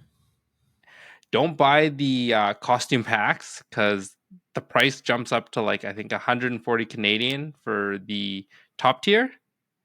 Excuse me? Yeah, that's how much it is. For the costumes. Sorry? Bruh, more than the game? It's more than the game. Like, I was looking at it because I was like, oh man, like, it can't be that much more. And yeah, it is a lot of money. Let me take a look at the Steam page right now. So this is in US. Oh no, this is Canadian. So Abyss with early purchase bonus, $32.49. Hack and Dash edition with early purchase bonus is $51.99. Ultimate edition is $103.99. Sorry. And then I don't know what this content for this game is, but I think if you want them all, it says something about like $130 or something like that. And I was like, that's crazy. That's for a $30 game. That sounds pretty bad, to be honest with you, for a $30 game. Yeah. So like, what do I need to do to get Guan Yu in it? Oh, he's like one of the earliest characters you can unlock. Good. So it's base. You don't. Yeah, it's base. Like you just unlock him, but then there's no chance you're beating this in one go. Like, I mean, maybe I'll take that back because there's some crazy people out there, but I definitely like took some time to actually really like understand like what's going on. Just because you start off just like slashing and hacking, but like you actually have to kind of read what each character does, and you kind of have to plan out your run. Yeah, I don't know. Recommend? Yeah. What do you think? 7? I think if you do like roguelikes and you do like seeing all your favorite like Samurai Warriors and Dynasty Warriors characters, like I think it's probably worth it because all the waifus are in this. Oh, that's why the costume packs cost $140. You got it figured. I wouldn't be surprised if there was a lot of waifu costumes in this. I can't see any of the costumes on the Steam page, but all the waifus are there. That's pretty sick. So, So that is Warriors Abyss. Yes, and I have a special review. Ooh. This is something I've been hiding for you all week. Surprise! Holy smokes! This is a surprise. So don't tell me I picked up these. Oh my god! I thought this guy played more Kingdom Come Deliverance. No. What are those? So these are there. So we talked about the Xreal 1 Pros, right? We did. So these are like made by another company. They all kind of compete and their technologies are kind of same. But these ones are like a cheaper version, one of the cheapest versions you can get. And they're basically like the Xreal ones. They're glasses. You put them on your face and they project like a monitor for you, just like the Xreal ones do. The cheaper version of this doesn't have the electrochromatic like filter, so you have to use like a little bit of a ghetto like solution, which is just like a shade that pops on there. And both screens are 1080p, and they've got like kind of these nose pads that change out. The speakers on them, not very good compared to like the Ray-Ban Metas. Meta Ray-Bans? Yeah, the Meta Ray-Bans. Like, dude, I don't know what they did with their speakers. Way better than this. Yeah. Completely. So yeah, I've been playing around with them all week. Do you think I'm going to keep them or what do you think? I think you're not keeping them. I'm definitely not keeping them. No. So I think this will carry over to like the Xreal 1 Pros as well. So I mainly bought this as like a precursor to see if it's something I want to spend like $800 on. And I've come to the conclusion that it doesn't make sense for me. So I guess gripe number one is that these glasses are not made for people with big heads. So like it's this big, and then when I put them on my head, they like expand out. Oh, so it looks. That's me. That's literally me. So you see this? It looks dumb, bro. That's like, literally me. I'd break them, bro. Oh my god. Yeah, like the hinge is pretty like wide on them, but like it's so uncomfy once it stretches like this. The software for them, I can't speak to the Xreal 1 software, but like I assume it's probably pretty similar. It's like all right. It's not great. I tried it on my phone and I tried it on my laptop. It's a little bit buggy, so it's not like as smooth as I'd like it to be. You have to use these shortcuts on your keyboard to like reset your frame if it kind of like moves out of place. You have this cable connected to like to the glasses and the laptop itself. It's a little bit annoying. It's not the worst. But what gets really annoying is if you want to hook it up to like your game station, you need a dongle. So you plug this into your glasses, and then this end will have to go to a dock, because the issue is if you are just using HDMI, it doesn't give enough power to power these glasses. So you have to have a dock that you plug into the wall, and then you plug in your HDMI to your PS5 or Xbox. I'm looking at one right now. I have one for like my MacBook. Yeah. So like, how annoying is that? If like the point of this is like for it to be portable and you can kind of just like put it on real quick and like it's not like too annoying in your hands. But then now you have like a dongle and you have like these cables running everywhere. You have to unplug it every single time you use it. And like it just kind of it's an inconvenience at the very end of the day.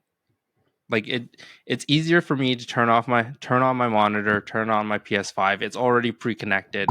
The wires are pre-run and I just use it, right?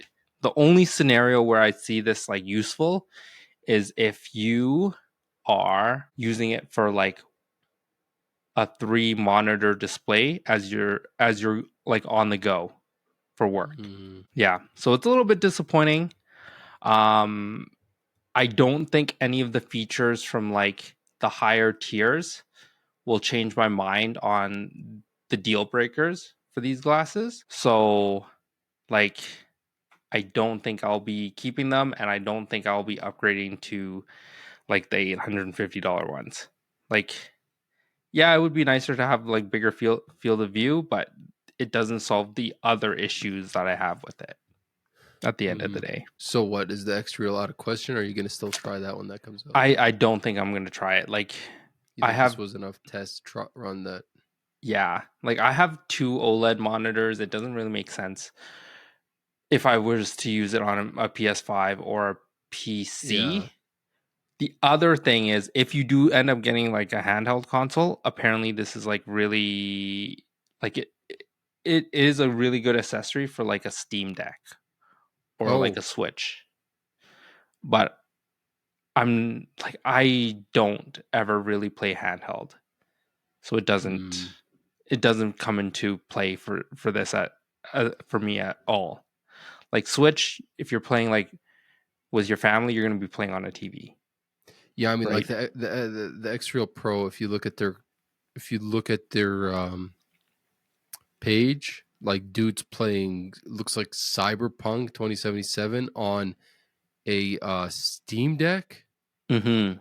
But I can't see how the Steam Deck is plugged into his. So the Steam Deck has a USB-C output. Yeah, that will provide enough power to.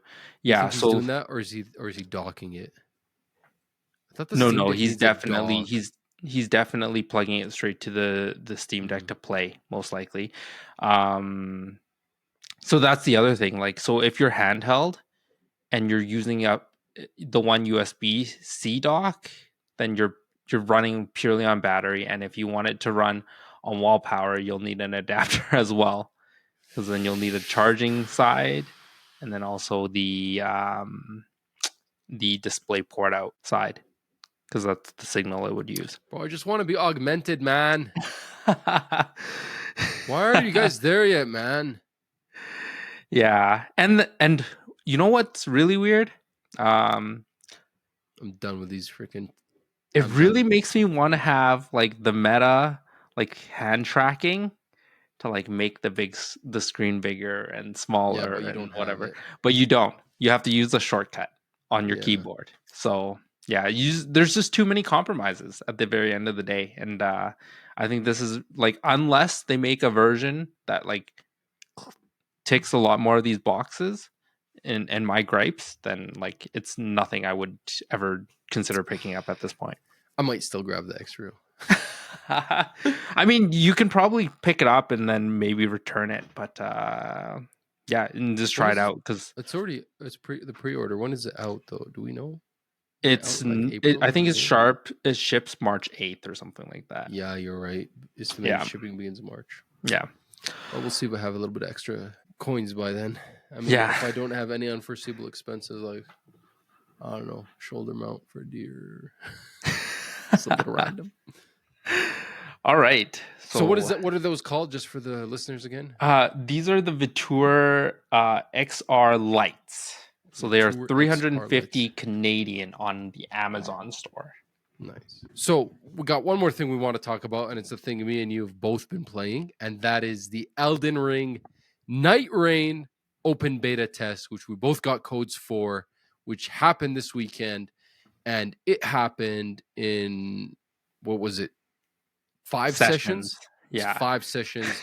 It was Friday from 3 in the morning to 6 in the morning, our time. Or no, it was actually 4 in the morning to 7 in the morning, our time, Mountain time. And then it was 8 to 11 that same Friday. Then it was 12 to 3 on Saturday.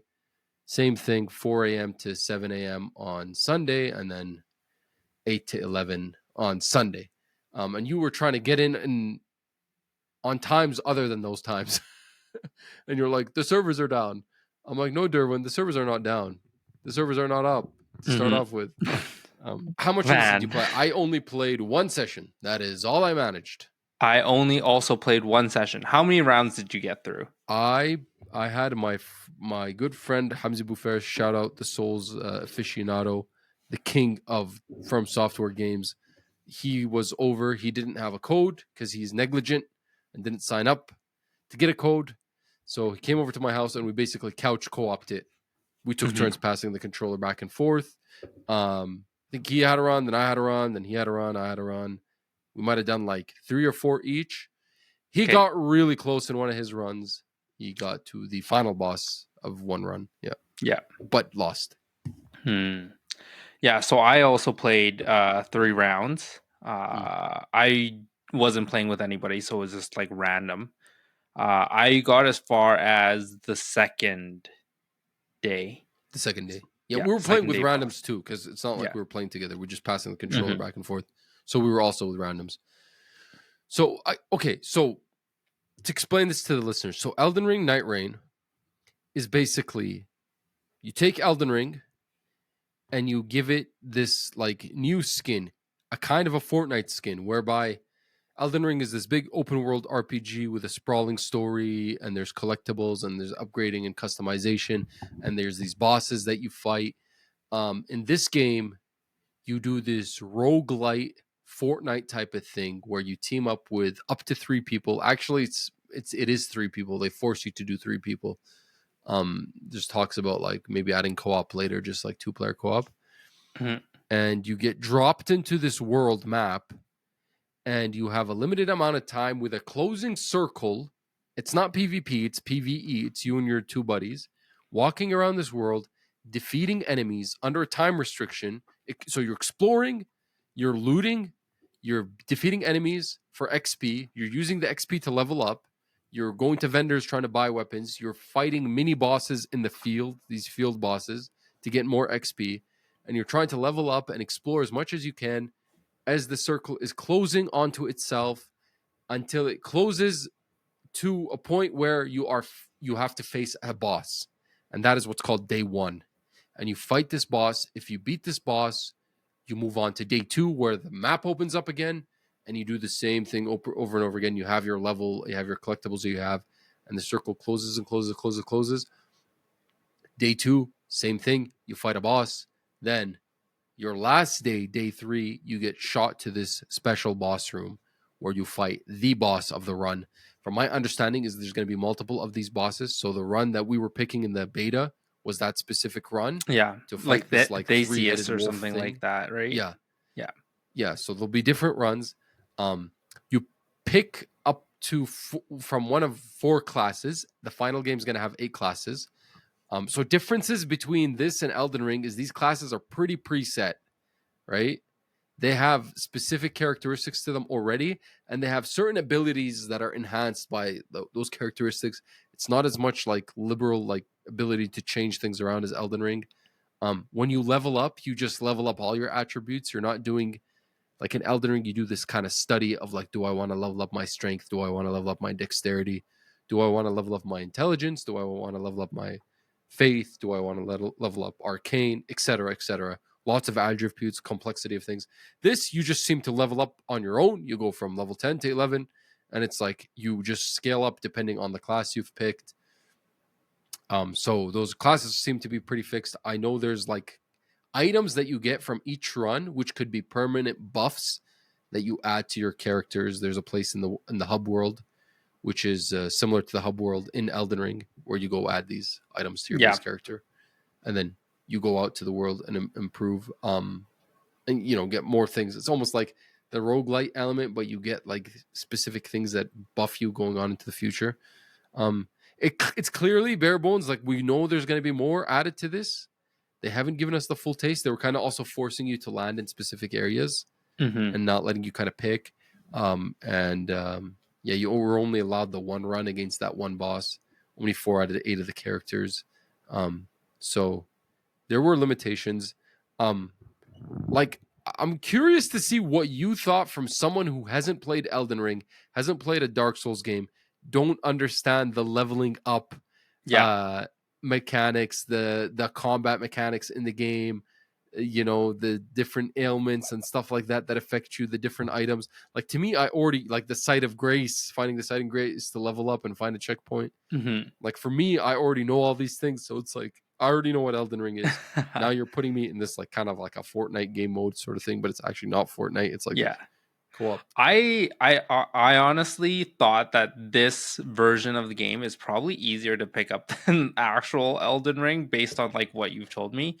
Because like by the end of my first run, I like finally understood like you can't just like run around and pick up like weird items. Like you actually have to level up your character. It took me until the end of day one to be like, oh, you have to like go to this site and then eventually like have enough money to level it up and figuring out like some of the weapons. Like the ailments I thought were pretty straightforward. I didn't run into anyone that like I didn't understand. Like obviously like bleeding out and like poison and stuff like that were very like straightforward. And I didn't really run into any special ones. I don't know if there is any special ones. There's stuff like Scarlet Rot and whatever. Yeah. I really hated playing the magician build. I did too. And I'm never a magician build in Elden Ring, and I decided let me try a magician build because like I never do it in From Software games, but now it's like an easy ability to do it without too much strings attached. Yeah, like I just found myself like I don't have enough like MP or like FP they call it. And I was like, dude, I killed like 2 guys and I have no MP and I'm here trying to punch them with like the staff. Yeah. And you're doing like 0 damage. It's like I have no secondary and I can't even find like in the game you have flasks in the base game. Elden Ring. Yeah. You have healing flasks, which I'm sure you saw. You press square. And I use that. And there's actually like MP flasks, which give you back some of your magic power. Yeah. So I did find out that if you go to like the trees, then you can heal your FP, or you can like buy for 1,000 gold like the FP restores, but there's only 2 per I think day even. And which is still crazy. It was I was like I hated playing that class. I actually really like playing Guardian, because they're a little bit more tanky. And the Guardian is the guy with the bird man. Yeah, the bird. Yeah, the bird man. Yeah, I played was it the Wanderer? What are they called? The Wilder. Yeah. I played that one. I tried to play the Duchess one run. Yeah. Did you run into any technical issues with your runs? Surprisingly, not really.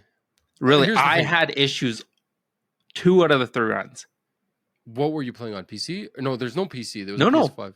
PS5? I had no problem. You had no problems. Okay. So I'll tell you about Elden Ring. Keep in mind, it's not the most technically profound game.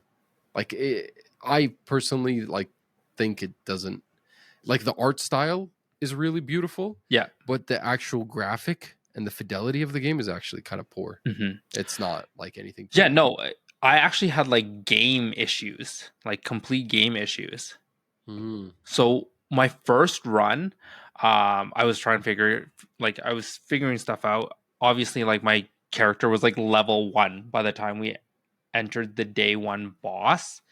Yeah, and should have been like 6. Yeah. Yeah, and I should have been 6 or like at least 5. 5, yeah. Yeah.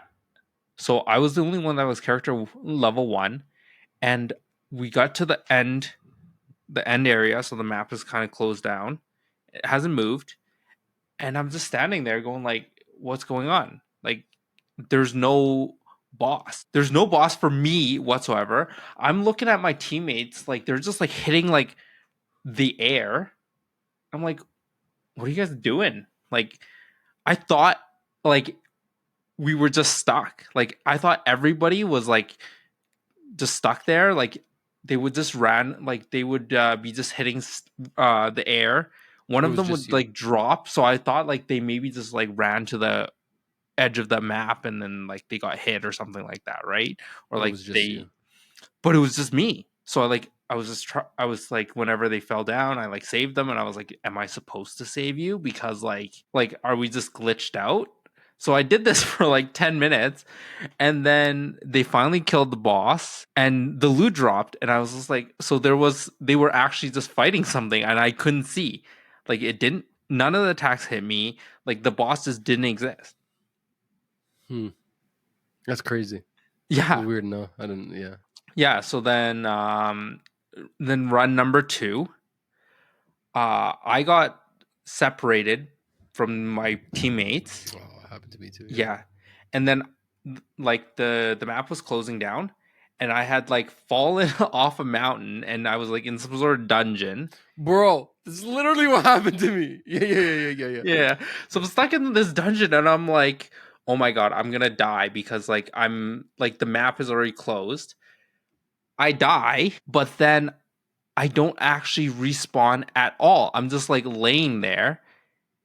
I'm already dead. Like the timer has like gone up. Like so there's like a circle and then there's like the 3 purple filled in bars, right? And then there's like the outer ring. So like I had already like completed the outer ring, but I wouldn't die and respawn at all. So I was just in the middle of this dungeon, like and like my teammates are fighting the boss, and I'm just like crawling around and I couldn't like respawn or anything. And obviously they weren't going to come and save me. What? So I just spent the whole game, like the whole rest of that round, just like sitting there waiting for them to either die or kill the boss. Yeah, I didn't have that. I had the same thing. I went to the dungeon. I died in the dungeon. I respawned. You respawn? Yeah, no, I wish I recorded it because like I was just straight like crawling around there like can one of these monsters either kill me fully or like can you tell me like what's going on? Yeah, so like 2 like back-to-back rounds I was like just bugged out. Weird. Which was weird, and then my 3rd round was fine. I just ended up dying at the boss. So yeah, I think, I mean, obviously this is like a network test, so there might have been like that's some sort of network issue or something like that. But like overall, in terms of impressions, I do think that this is probably going to be like easier to pick up than like a full Elden Ring game. So yeah, interesting. I thought I when I was playing, I was like, oh, poor Derwin. He doesn't know what a freaking side of grace is. He doesn't know how to level his character. Yeah, but like, no, I figured it out in like the first round. So like it got frustrating. Like up like when I was fighting the boss, and I'm like, dude, I'm doing like 0 damage. And of course I had to pick like the mage too for the first round. Oh, bro. But you know, it was a good thing because I couldn't die. Because like I wasn't like getting attacked by the boss at all because like I guess I lived on like a different plane of we had a mage living with us on one of our runs. Yeah, dude, this guy was freaking glass cannon, man. He's like shooting bombs from the sky. I don't know what the heck he was doing this run. I don't know how he even got all those spells that run, and then like would die like with 1 hit.